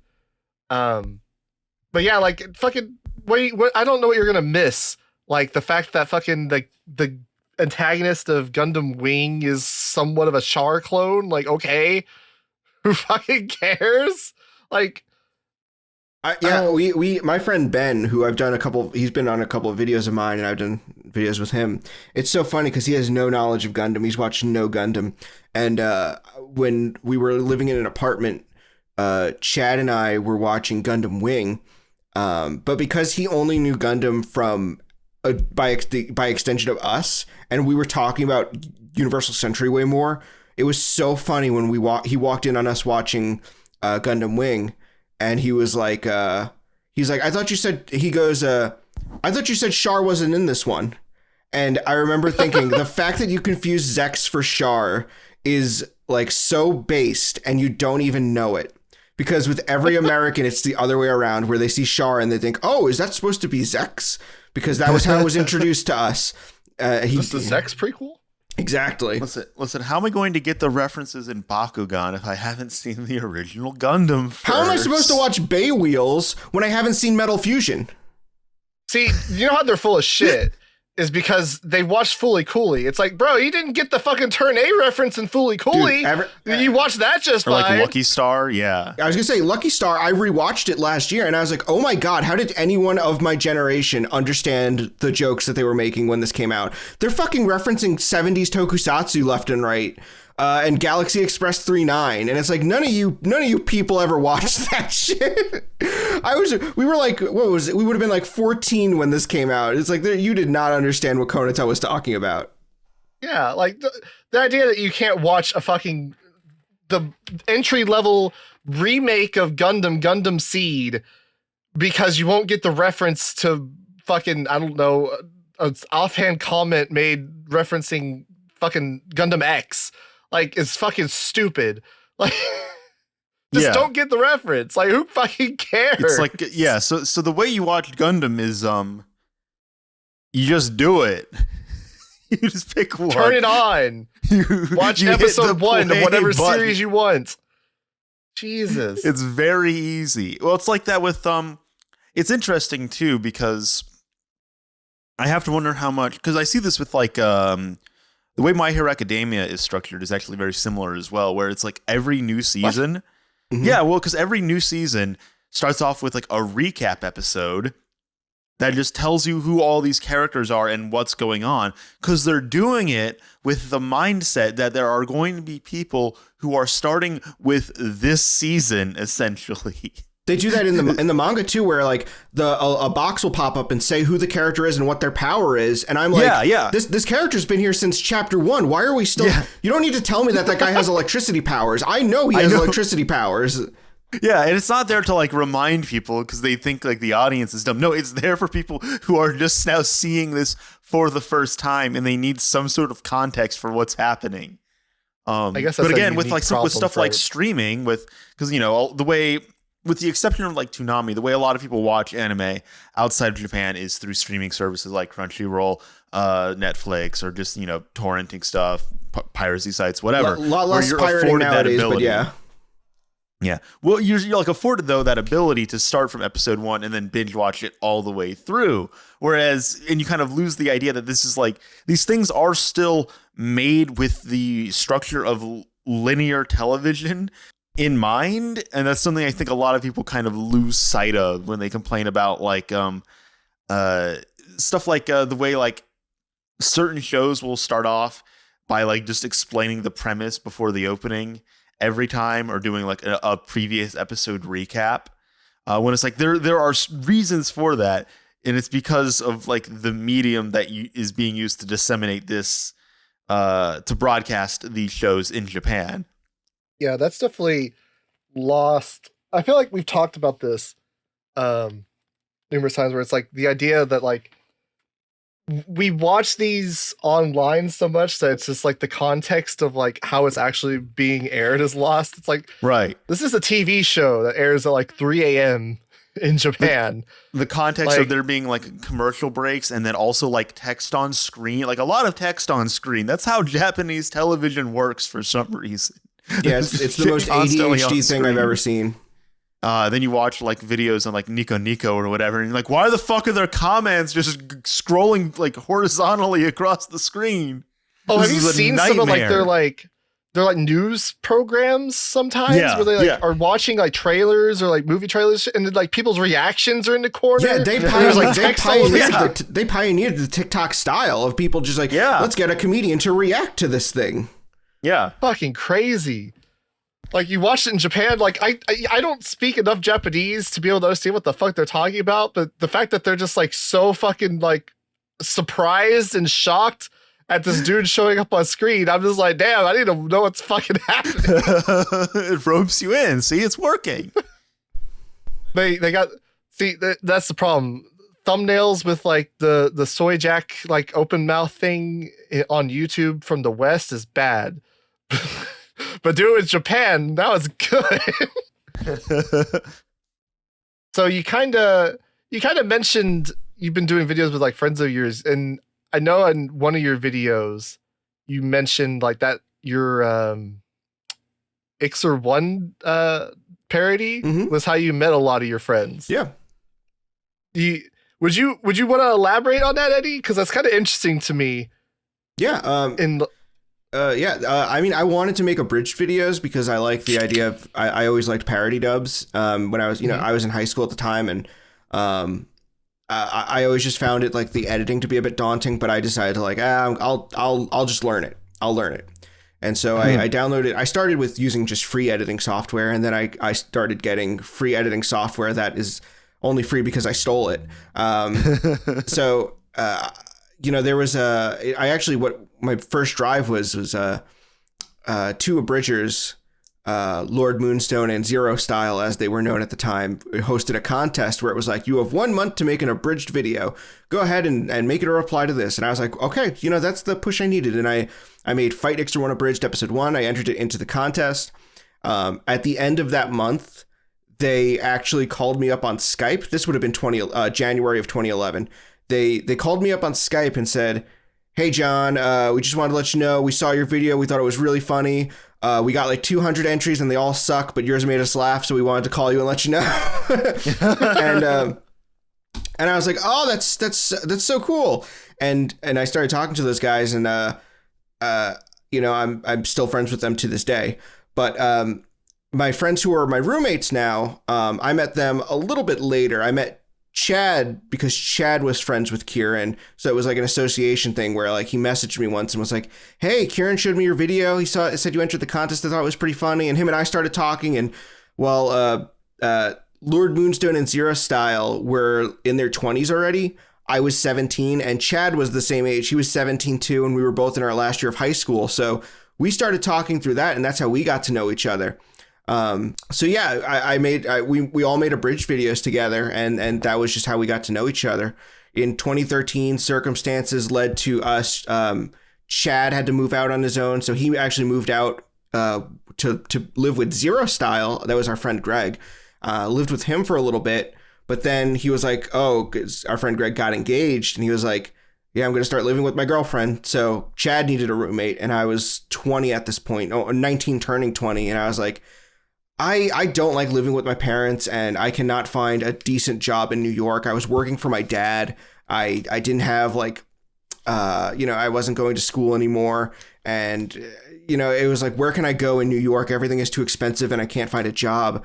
So I was like, I moved in, I had enough money saved up, and my mom helped me a little bit. She gave me like $400, and I just took that, got a ticket, and I flew out to Columbus, Ohio, moved in with Chad. He got me a job at his place the first week I was there. And we've just been living together and working ever since then. God damn. So you really just like packed up and left basically, huh? Yeah. No real plan apart from like a destination, I guess. That's cool. Yeah. But I had known the guys for a while. We'd known each other for a couple of years, and we were a lot closer than I found out that a lot of other friends in the sphere were like. That's one of the things is I noticed that if I'd get into Skype calls with other groups of abridgers, they didn't seem as close as we were. They always called each other. They seemed to only call each other by usernames, and there was like a bit of a distance where it was like, yeah, we like making videos together, but like we're just like casual friends. And it was like with our group of friends, we were a bit closer, which is I think is evident by the fact that we're still friends and still talk to each other, and most of us live together now. Yeah. I always find that interesting because, like, that's kind of more of a newer phenomenon, right? Like people forming communities online and kind of forming relationships and stuff like that through online communities. Like, it's not that much different, really. Like when you think about it, than being friends with somebody at work or something and all that. But it is always interesting to me to like hear, especially like when it comes to content creation, because obviously that's somewhat relevant to us. What do you mean? What are you talking about? I don't know. I got this inclination one time that we would make content or something. Oh, I don't know. That would be cool. Yeah, that'd be cool. we should start a podcast. That'd be fun. I mean, we just had these conversations naturally. If we just started recording them, man. Oh, it'd be so easy.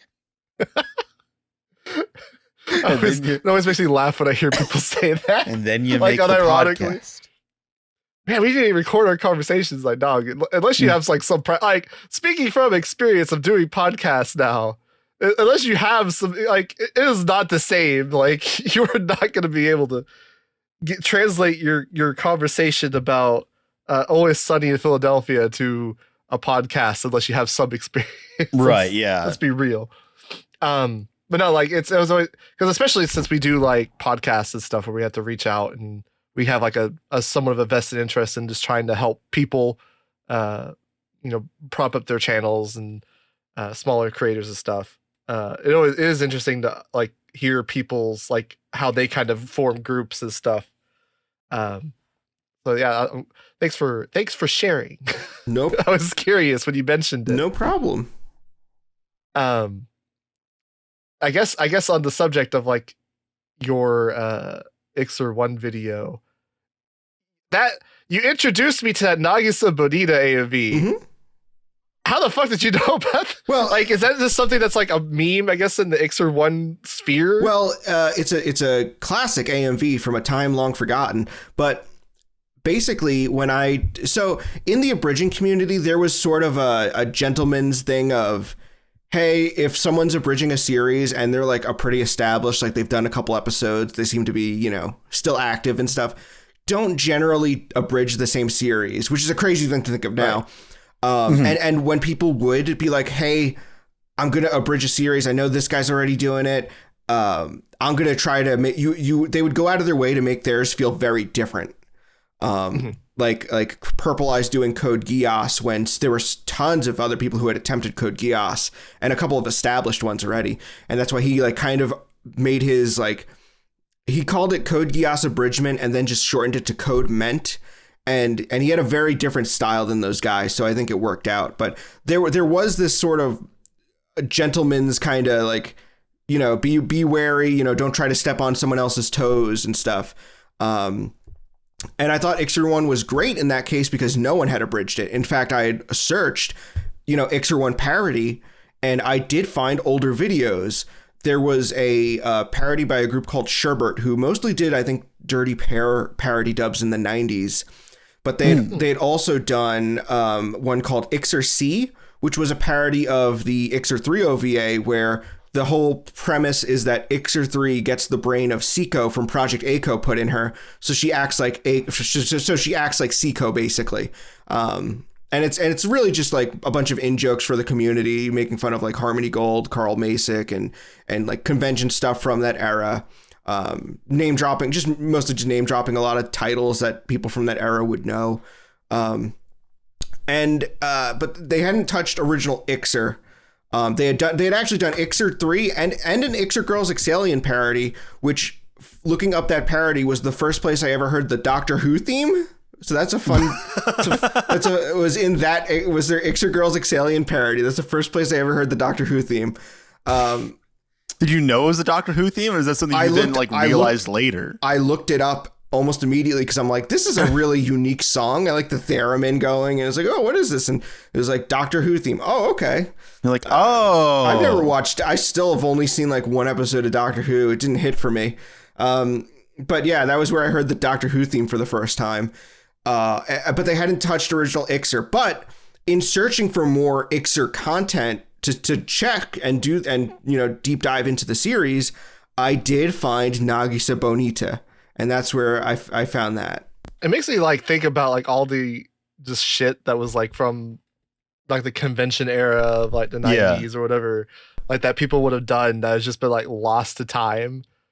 Like, especially because like when we've done like our, we do like streams sometimes where we do like call it an AnTube audit, which is just us basically just going through and like looking at other channels and just saying like, oh, this is what you might be able to do to like help.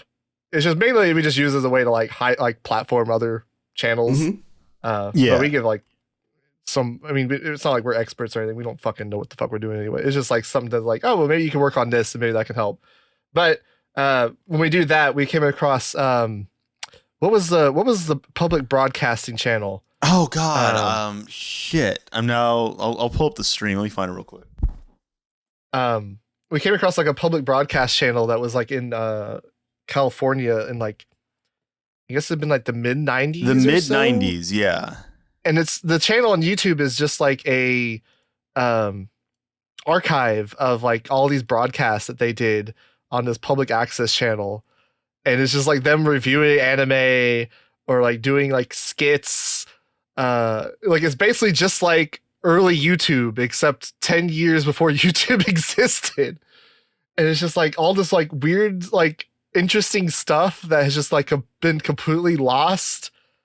Like at least in like the anime sphere, like community wise, like no one's going to talk about like these except us, apparently. No one's going to talk about these like public broadcasts, like anime review segments or whatever. Project 760 production. Project 760 production. There you go. Yeah. There's like so much shit that's just like been lost. Like if it hadn't been archived on YouTube, like I would have never heard of this like this public access show where they're like interviewing Marujima in 1999. World of Anime, yeah. Like which I guess is like still kind of around. It's at least persisted into 2017 because they're like there are uploads from then, which is interesting to think about. But it's like, yeah, because it's weird to think about because it's pre-YouTube. It's like, yeah, mid to late 90s, but then also uploaded onto like YouTube 2006. So they were weirdly on the forefront of that as well, just trying to archive their old stuff. It's an interesting channel. Interesting like time capsule into like the anime fandom running up through like the 2000s too, which is interesting to see. I think we talked about it, like I think Kenny talked about it, like that's almost like going to be the next frontier is like we already have like 2000s nostalgia where people kind of like look for like that aesthetic or whatever. I feel like, and then like you're starting to get like, what's that one YouTube channel where they play fake Toonami blocks? Oh, yeah. Weren't we looking at that on like the last stream even? I think we came across it on not the last stream. It was, it might've been the second one. Where it's just like someone puts together like fake 2-hour Toonami blocks with like 4 different shows with like bumpers and all this shit, but they're not like actual recordings of them. Yeah. I feel like that's at some point we're just going to reach where like people are looking for like old fan content. Yeah. People are going to be like, oh, I'm starving for that 2008 feel. Yeah. Well, it's kind of what like Hazel's channel is to an extent. Yeah, she's kind of getting onto the forefront of that. Funny connection here. Her wife was in the abridging community. Oh, doing what? Do you know? Like she was voice acting. Huh? She was in. I mean, not to pull any deep cuts, but she was actually a role in Tall Vertex's Mega Man Legends Abridged. I didn't know they made bridges of games. Oh yes, that was one of the biggest abridgers was Adam West Lapdog, who abridged Zelda games, which he made in Windows Movie Maker, and his stuff was like kids content before kids content was a thing, and so he had like, this doesn't sound like a lot, but at the time this was like, he was one of the biggest abridgers because he had like 30,000 subs, and he just like talked over Majora's Mask footage and would make like references, but he was clean. So his content appealed to kids, and so he got a bunch of subscribers. Like even interesting. He was a funny guy that his videos weren't very funny, but like he was a funny guy. He was always fun to see like cameo in other people's stuff. It's weird. It's weird too because like abridging is still really popular, and maybe it's just like is it? It is because I was like, are abridges still a thing? And I type in like anime abridged, and there's like Chainsaw Man abridged, Jujutsu Kaisen abridged, like recent stuff pulling like hundreds and hundreds of thousands of views. Like Chainsaw Man abridged episode 1, almost 500,000 views. Jujutsu Kaisen abridged episode 1, almost 3 million views. And you know what sucks is that they can't make a dime off those. Yeah, probably not. Because I am in a Discord from ages back with abridgers who are still active, and like I remember one of them was like, dude, we got our AdSense, we finally broke $100, and I'm like, oh my, you poor thing. Because YouTube won't send you a check until you've made at least $100. Yeah. And so they were like, after like years, they finally made $100 because so much of abridging content involves other material. And because like, it's just so prime for copyright. Like it is. Yeah. It's similar to AMVs in that regard too. Oh yeah. Yeah. Where it's like people say like AMVs are also dead, but you go to like anime conventions, and at least like the ones that I've been to, there are like, like anime abridged showcases, AMV showcases, and they're set in these massive like ballroom like rooms in these convention halls, and they're always fucking packed. So there's clearly an interest for them, even if it's not necessarily as prominent or obvious online. Massive ballrooms that seat at least 100 people. No, I'm talking like several hundred people. There's at least 200 people. I was gonna say I won't name names, but I do know there was a con where Team 4 Star's panel had like people out the door, and there was a voice actor who had a panel at the same time, and his panel didn't even fill, and he got so fucking pissed. He tried to get Team 4 Star thrown out of the con. Yeah, and he has had a grudge against them since. Damn. Con drama is like we talked about at the start. Con drama is always so fucking weird to me. Well, I guess it makes sense because it's just like random people that don't really necessarily have to worry about like maintaining an image, right? Like the people running the cons aren't like celebrities. I mean, they think some they of them are. might be. they think they are. Yeah. Like I guess if you're the owner of fucking like the longest running anime convention in the United States, like you might be a little bit more of a celebrity than whoever the fuck's running. Right. But yeah, I mean, a lot of people running cons are like background characters. Yeah. By design, really. So it makes sense that they just get caught up in this random fucking drama shit. Yeah. Yeah, you mentioned AMV Hell 3.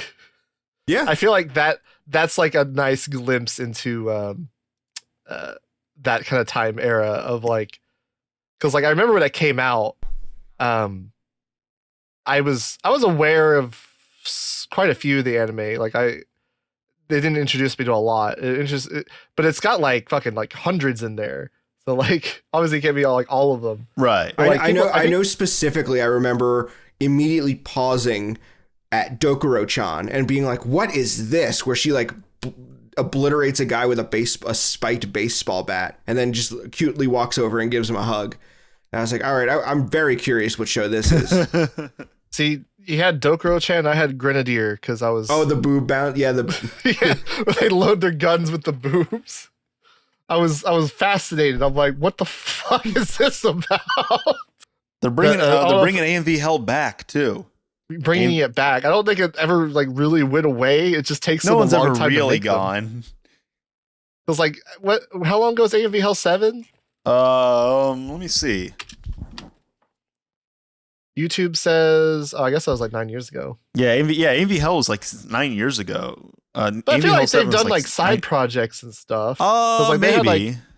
They had like Championship Edition and like just random like offshoots. Like I'm not seeing it on the channel though. I like this. I type in AMV Hell 7 and the thumbnail for it in the search result is just this. No homo. Oh yeah, that's just the thumbnail for it. Is it just the thumbnail? I know YouTube search fucks up thumbnails sometimes. Yeah, no, that's just the thumbnail. That's fine. Just, no fucking JoJo's Bizarre Adventure.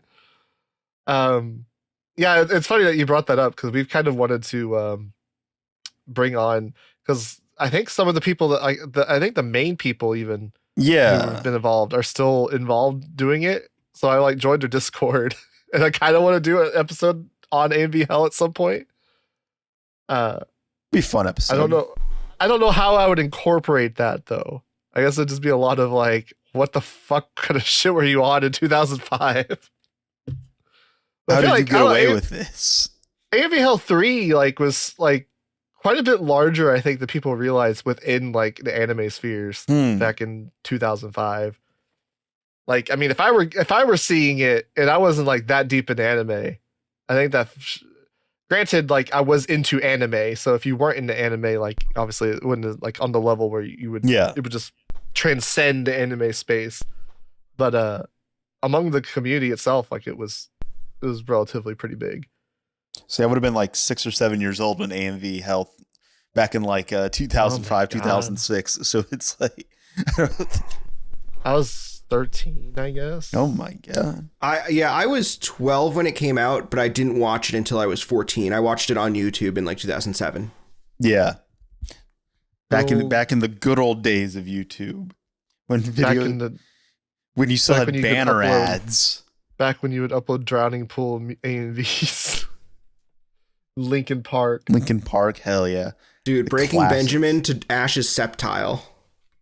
Ash's Septile? Is that a real thing? Yeah, or it may have been his Grovile. I apologies in advance. Bring out the Konata if you have to. But I just remember that being like a big AMV was Ash's Grovile winning battles to Breaking Benjamin. All right, we're gonna fact check you on this. This is where your expertise. I don't even know if I'm gonna be able to find this. Fuck you guys. I'm not gonna spend hours looking for a fucking Breaking Benjamin Pokemon AMV. I actually don't know if Ash had a Septile, but he at least had a Grovile, and whatever it he had a Septile. Was it? Oh, he did? Okay, I didn't know if it evolved like very late into the show. I remember more so he was being Grovile, but yeah. Did he have Grovile in the episode where he fights Drake from the Elite Four? I don't remember that one. Because there's an episode where he meets Drake and they go to a bar and Drake orders hot milk, and might have been a 4Kids change, but then they have a battle and like it's like Shelgon versus I think it was Grovile, and that's why I'm gonna lean more into Grovile now. I think it was a Grovile. If I'm remembering that episode right. There's a video just titled Grovile Tribute from 11 years ago that uses I Will Not Bow by Breaking Benjamin. Oh, it's so crusty. Can you post that in the chat? It's probably not it, but I think it's really funny. So. Yeah, well, maybe.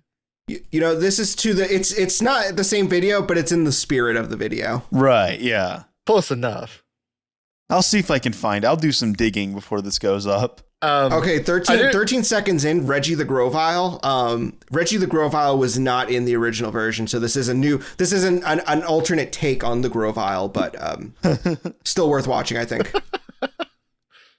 Alternate universe Grovile. I did want to bring up, because like as a glimpse into how we work the podcast a bit. Typically, since we have a lot of like YouTube creators on, I usually just go watch their videos, and I'll be listening at work or something, and I'll be like, something will stand out, like in your Double Zeta video as an example. We didn't end up talking about it. I mean, we could, I guess, but you were like talking about the context in which people watch something being important, and I was like, that might be interesting to talk about. And so I'll jot a note down, because like we've talked about that a lot or on here. And so that's like a talking point that we could touch on. Your videos don't really have a lot of those because your content is so like just kind of deep dive, like all encompassing of like the topic.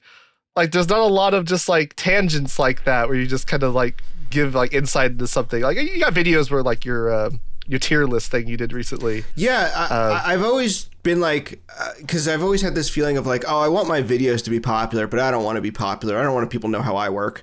Yeah. And you know, with the Double Zeta video, I did change that a little bit, and I've been trying to, because I've been, you know, I get the impression that that's what people want to see in a YouTube channel, is they want to get the creators' opinions and how they feel about things. So I've been trying to put more of that into my videos. I agree with that to an extent. I definitely feel like you said, I feel like people don't value their own experience enough when they're talking about stuff. But I think your content works pretty well because it's like you doing a deep dive into something specific, like a show. So like you don't necessarily need to have it. Not that I'm saying don't do it. I'm just saying, like, I don't think like it hurts your content as much as it would hurt someone that's doing like fucking reviews. That's just like trying to be objective and like the animation is fluid at 23.47 frames per second. yeah. When you're doing just a review, it's like, okay, well, who cares? But when I get what you're saying, where it's like, I'm talking about the history. So it's like, I'm talking about a show that came out before I was born. What does my interpretation have to do with the history of it? Right. So, Right. So I ended up having to like go through. I went to my anime list. I was like, I noticed. let's go and see what he's watched and see what we can talk about. So we don't usually do this, but I'm going to rib you with this stuff because it's just. Oh my god! I put it there because I don't care if people see it. So go on. You gave Futabu a 10 out of 10. Right. But you gave Futabu Mix, the Futanari world, a 6 out of 10. Right.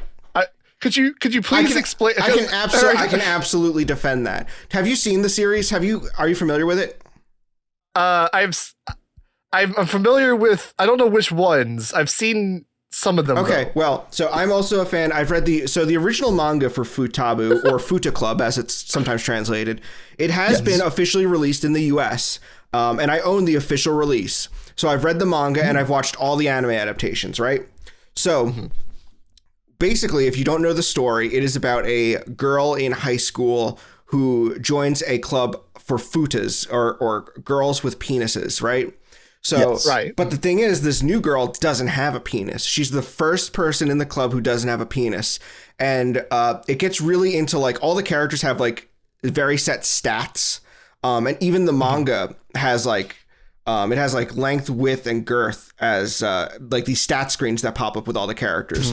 So the first episode, which is that original one that I gave it 10 out of 10, is the one where we were introduced to the club, as well as having side story adventures where we explore the characters' personalities. We get to see Aya's relationship with the green-haired girl. I forget her name, I'm sorry. But that's one of the most interesting dynamics in the series, as well as the president, who is like, her whole thing is that her penis looks small, but when it gets erect, it like becomes the longest of all of the girls. Yeah, she's a grower. She's a grower, not a shower. So I love that. I think all the characters and their interactions are great. And even the second episode, which you didn't list here, I think it's called like Futabu with 2 exclamation points. That's the one that has a filler episode. And that filler episode is my favorite episode. So don't discount filler. Just because it's not manga canon doesn't mean it can't, it can't move you. Because the filler episode is the one that introduces the character Ellen. Ellen is a American exchange student. She has dark skin, pink hair, and she wears an American flag bikini. And basically, like, she challenges all the girls because she like hacks their social media. They have a website called Facebookake, and she hacks the site, and so they have to do a contest where she has to have a cum contest where they all have sex, and like you have to try to make her come before you come. Sure, yeah, and as you do, and it's honestly that's the best episode of the whole series. Now, if you're wondering why does Futanari World have a 6 out of 10, I have to ask you: have you seen it? I don't know if I've seen. Because now, granted, this material is manga accurate. However, it reaches a point in the manga where they actually leave the Futa Club and start exploring other Futanaris in the universe, each having their own separate story unrelated to the club. Not saying that that's a bad thing or you can't do something like that. You can't explore this world more.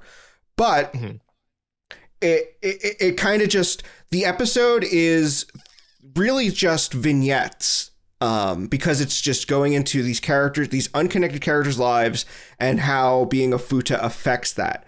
And so we have the 3 vignettes of the 3 different characters. They're not connected. And honestly, I mean, you can't argue the animation. This is Queen Bee. I see what you mean. As Futa Club went on, the animation actually stepped down with each entry, but it didn't become a problem, in my opinion, until here, where the jump down is too great at this point, because I believe Futanari World actually does open with a piece about the Futa Club, and it's the animation is terrible. It's like, whoa, what are we doing here? That's like Queen Bee's whole thing. It's like very, very limited animation. Yeah, it's like we're tweening PNGs at this point. Yeah, and basically just that.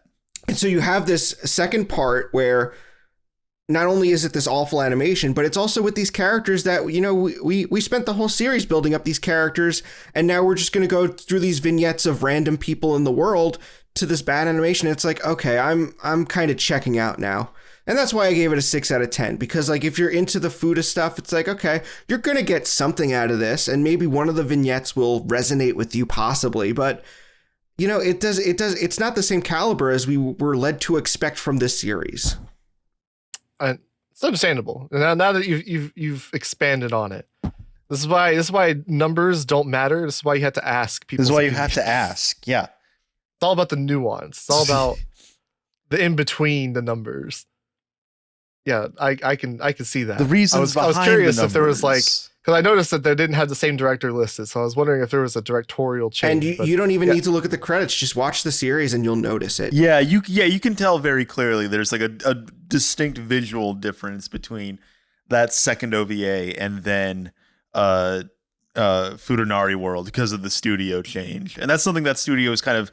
If you ever go to like the comments section on like a hentai website, you'll pick up very quickly that Queen Bee is like an infamous studio when it comes to hentai animation. I'll keep an eye out for them now. Yeah, it's like Queen Bee, and then anytime you see like a pink pineapple, then it's like, okay, this will be animated well. Those are like the hallmarks you need to look for when it comes to this stuff. Yeah, you want your Futa come to be animated fluidly. Yes, sure. you want it. Well, it's interesting because when it comes to hentai, the animation is actually limited in an interesting way because, well, sex obviously has like a lot of like repetitive movement involved in it. So it is right. Limited by design in a certain way, but you want those repetitive movements themselves to be animated well. Even if they're like I would looping even use it the time term. and time again. I would use the term fluidly. Yes, exactly. Yeah. You also gave Yoru no Yoru no Yatterman, Yatterman of the Night, an 8, which is kind of incredibly based. I wish I could give that an 8. Did you? When did you watch? Did you watch like the Blu-ray release? It didn't get a Blu-ray. Did it not? It got a sub-only DVD. Holy shit. Yeah, I watched it when it came out though. It was Funimation was posting new episodes on their YouTube channel at the time. It was like 2015. And as someone who was like super into Tatsunoko stuff, and I honestly feel like I gave it that just because I like the premise and seeing all the references and homages to past characters. The ending reuses animation, and I don't know if that was like a mistake. I remember being like, wait, are they showing the same fight twice? I feel like they did something like that, where it was like they accidentally showed a fight twice. So what they did, I remember, there's a point where the big guy, I forget his name. Yeah, the guy who's like supposed to be Tanzura from Yatterman. Yeah, he throws somebody, and then they land and hit something, and then they jump back to fight him. And then they immediately reuse that animation cut of him throwing them again. Yeah, that's exactly what it was. And it's like, I really wanted to love that show because like I was watching as it was airing, and the first episode was like actually legitimately good. Yes. Like that season didn't have a whole lot going on. It had like Yurikuma Arashi, which was like the next Ikuhara project, which people were looking forward to. And then it had like, I think it had Tokyo Ghoul, Route A, Rolling Girls. I don't remember. I can't remember everything that aired, but like it didn't have like a lot going on. But that was like after like the first episode, that was like my anime of the season. I was like, holy shit, this is like really good. And then like I still enjoyed it like after 3 or 6 episodes or so. But it was like the second half like really suffered, I think, from the production. Oh yeah, absolutely. And like I said, I think I was giving it such a high score because I wanted to basically, like, this was a time, 2015, we weren't seeing a lot of fans who were into the retro stuff or cared about seeing stuff like that. And I was just like, I just kind of wanted to white knight for it a little bit, give it a little, promote it a little bit, get people interested. Because it is an interesting show, and it is cool to see a lot of those homages to old Tatsunoko characters. Yeah. I've never watched the original Tosunaku Yatterman. Well, I'm a fake fan because I've only seen 32 episodes. I'm actually currently Nora Inuji actually just finished subtitling the full series, and I'm about 32 episodes in. Can't believe it. You didn't learn Japanese and watch the entirety of the original? No, and it's funny because he said that you only need limited Japanese to understand it because it's written for kids, because it's very simple vocabulary, which is a lot of older shows you can watch with just very cursory knowledge of Japanese and understand what's going on. I watched series from the Toei Fushigi comedy series that were unsubbed, and I'm like, I feel like I speak Japanese because I can follow what's going on, because it's written for kids. It's very, very simplistic. And then I noticed your favorite character on my list was a character named Nayuta. Is that how you pronounce it? Nayuta? Yes. Which I've never heard of this character before. And I never heard of the movie she was from, or adapted from anyway. Mm-hmm. What can you sell me on this movie or this character? Because I'm kind of curious. I kind of want to go check it out just based on it being your favorite character. Because it's kind of a short, and it's like what, under 2 hours. It's a single OVA, and it's based on a manga by Junko Sasaki. Whose art style I've always loved, because she has this Masami Kurumada influence that a lot of shoujo artists had at that time. But I love that, a lot of those shoujo series, because they had that mix of shonen and shoujo before shoujo really, I feel like, it was a type of shoujo style that didn't feel ubiquitously feminine, maybe I'd say, where I feel like by the 90s, you start to see like, okay, where you just take a cursory glance and it's like, oh, this is intended for girls. This is intended for boys. It lands in that because of Kurumada, the creator of Saint Seiya. But obviously he had female fans before that with stuff with, Ring ni Kakero. you had that crazy mix of shonen and shoujo inspired by him. And you can even see it in what's his name? Shimamoto. Shimamoto's art style also has that crazy mix of shonen and shoujo style in it, inspired by Kurumada. So not only does Junko Sasaki have this style that I really like, but also the story is it's about a young girl who finds a crown that when she wears it, she gains psychic powers. And what she learns is that ancient civilizations were created by aliens, and the aliens are now coming back to Earth to basically kill all humans and take it over. And there's elements of time travel where just like aesthetics that I like. It incorporates aesthetics of ancient civilizations, aliens that don't look humanoid, which is something I love to see. I prefer that over humanoid aliens. The idea that there's time travel aspects, so she meets dinosaurs, and I'm a huge fan of seeing dinosaurs. So it has like all these aesthetics that I like. I discovered it through that OVA, and I think the OVA isn't very great. Especially the soundtrack. A friend of mine, because he knew I liked it, sent me the soundtrack, and it's like, oh, this is very like basic synths, and but it was kind of a lower budget OVA. But I've just always liked that, and I like that character. She's a young girl, but she also has like motherly aspects, and I like that because I think a lot of people may not realize or might not think about it, but a lot of the elements that we develop in adulthood start when we're teenagers.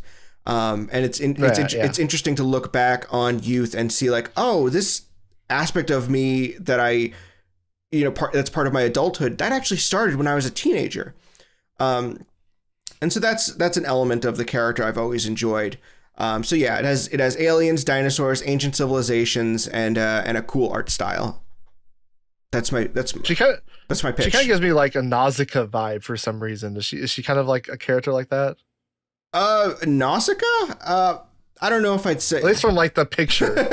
Yeah, the crusty screenshot on Mal. Yeah. Well, that is the thing. This is one of those OVAs that never got a release beyond DVD. Apparently, even the Laserdisc was relatively rare. We just kind of got lucky that someone managed to rip it and they did sub it. I saw there was a release on that said it was a DVD release, but it didn't have any seeds, so I had to download the Laserdisc. Maybe it did get a DVD release, but I've only seen the Laserdisc rip. That's all I was able to get. So that might, for all I know, the DVD was just marked as a DVD and it was a Laserdisc, but I don't know. I can't verify because it had no seeds and there's no way to download it. Speaking of dinosaur action, have you seen Dinosaur War Eisenborg? No, I've watched the first 4 episodes of Born Free, though. Okay. I actually streamed them, and I was like, I was surprised Twitch didn't like copyright me or anything. I just streamed them on Twitch. I remember like seeing, just if we were going through like just looking at like old mecha anime from the 70s one night in chat, like not in chat, but just like in a call. And I remember seeing that, and I really want to watch it because it honestly looks really fucking cool.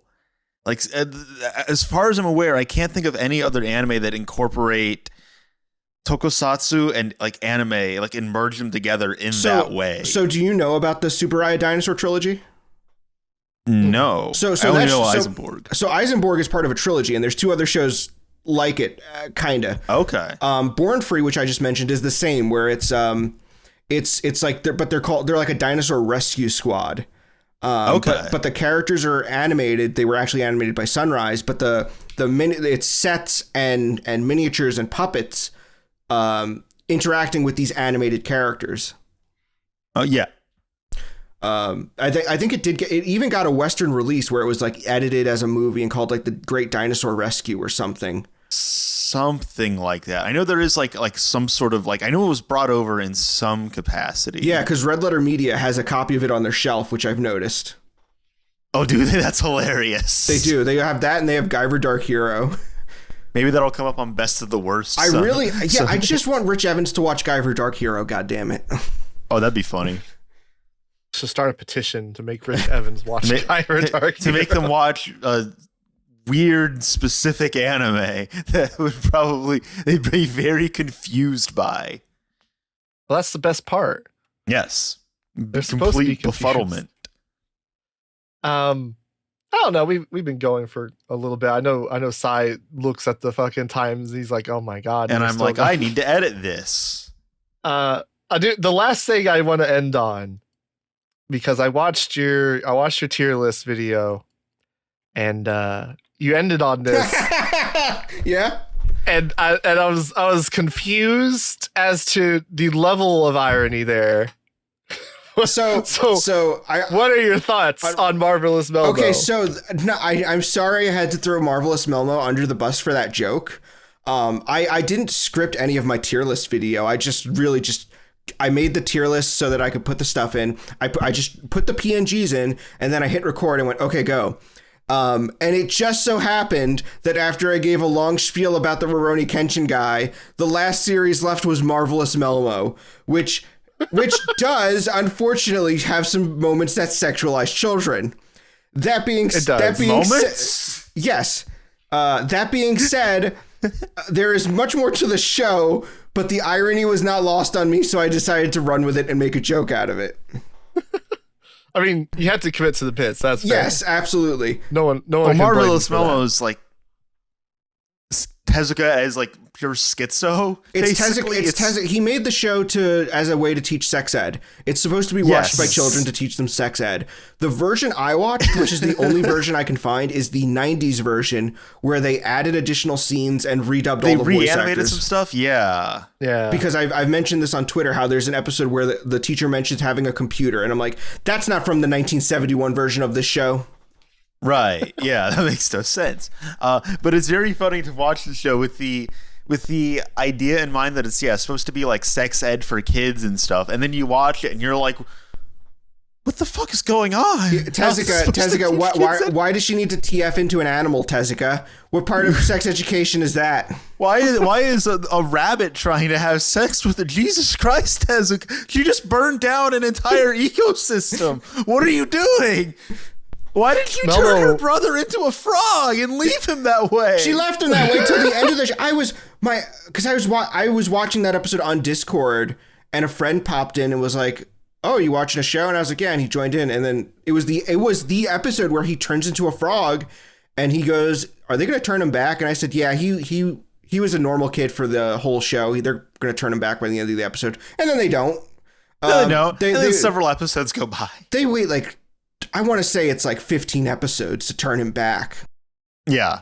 It takes forever. That's like actually horrifying. Like, imagine you just stuck as a frog and this kid that went to your school just disappeared for like months. There is like a certain degree of unintentional body horror in that. Like, I get the idea is like, oh, well, she's supposed to like turn into like different animals and stuff, but the way it's executed with her like regressing to like a single cell zygote, a zygote, yeah. Yeah, and then she becomes a different animal, and the animation for that is, it actually fucking scared the shit out of me as an adult watching that. Or when she uses it like an attack, and like she'll turn an enemy into a baby, and it's like, it's just a reminder that I could kill you.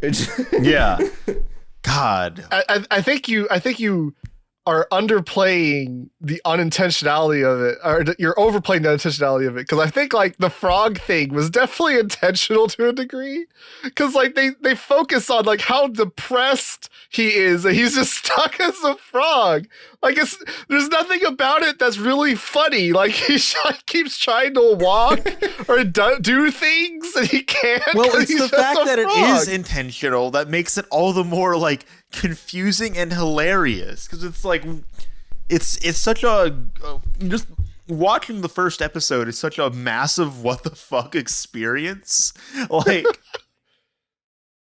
mean, her mom dies in the first like 15 seconds. It is the first thing that happens, and then later you find out the car accident isn't what killed her. Her massive ass deflected the car into like a lamppost, ejected a tire off of it, which hit her in the head, and that's what killed her. I'm glad. I'm glad they went through the trouble of making that distinction. Yes. This is something that was deeply troubling me, Tezuka, while watching the show. Thank you for clarifying. If you want a taste, if you've never heard of or watched Melmo, if you want a taste, the episode I always point to is the one with the fucking elephant, where she wants to save an elephant from captivity. Yes. And take it back to Africa, even though it's not an African elephant. Which, if you hear the words Tezuka and Africa, you're probably immediately like, oh no. Yeah.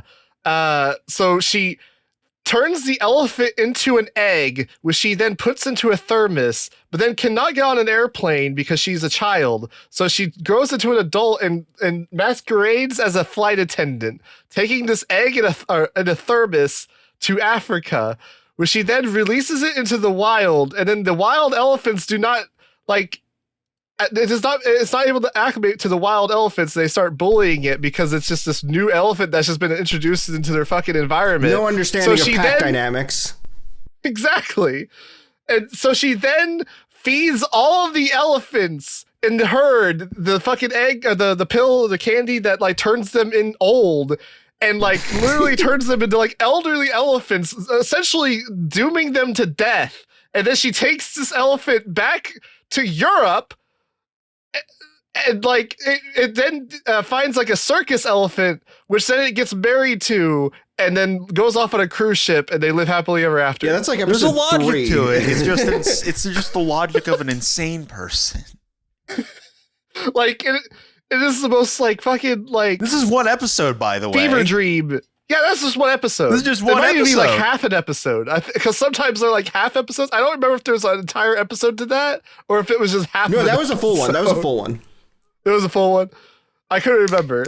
But yeah, the show, it is actually fucking amazing. Like I feel like I recommend it to everybody that you should go watch Marvelous Melmo. Yes. It is the greatest. If there's anything experience. you take away from this episode, watch Marvelous Melmo. I think the entire thing's on YouTube. They subbed like the first 4 episodes and then they quit because they're cowards, I would say. But it is on some illicit sites. It's pretty easy to find if you know where to look. Discotheque, give us a physical release of Marvelous Melmo. We demand it. It's what the people want. It's what the people want. The greatest, and really, it's the greatest magical girl ever created. Madoka Magica, Sailor Moon. Nah, fuck that. Marvelous Melmo. Marvelous Melmo. And arguably the first dark magical girl. The first dark magic. It does get very dark. Again, her mom dies.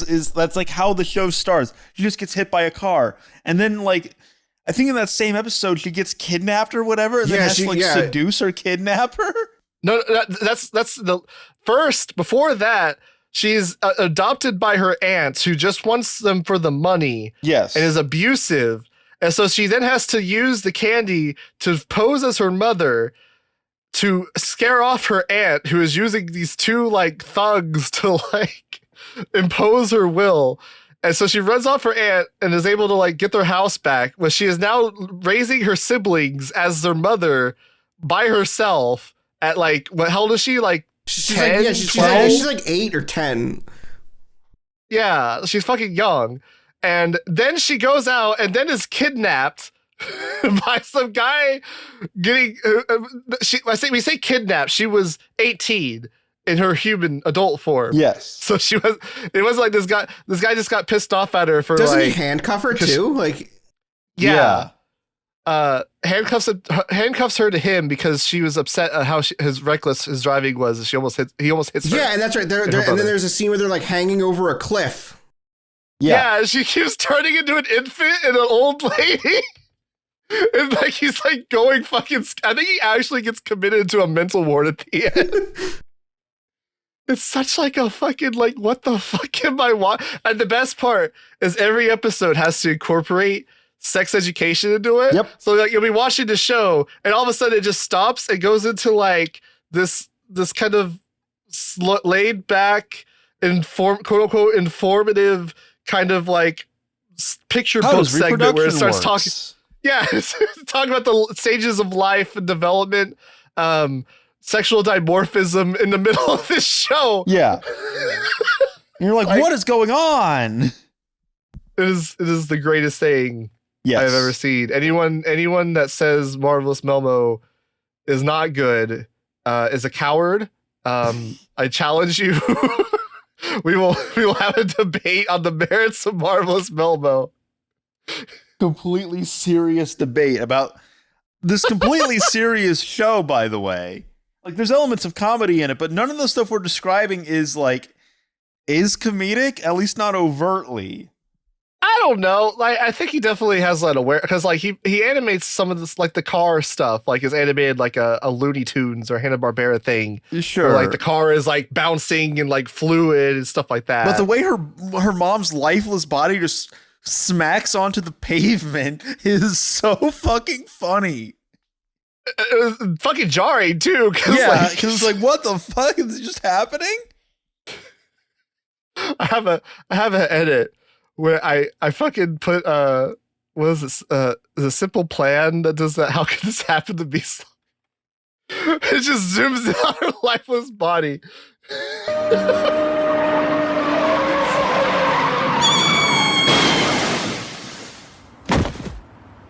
How could this happen?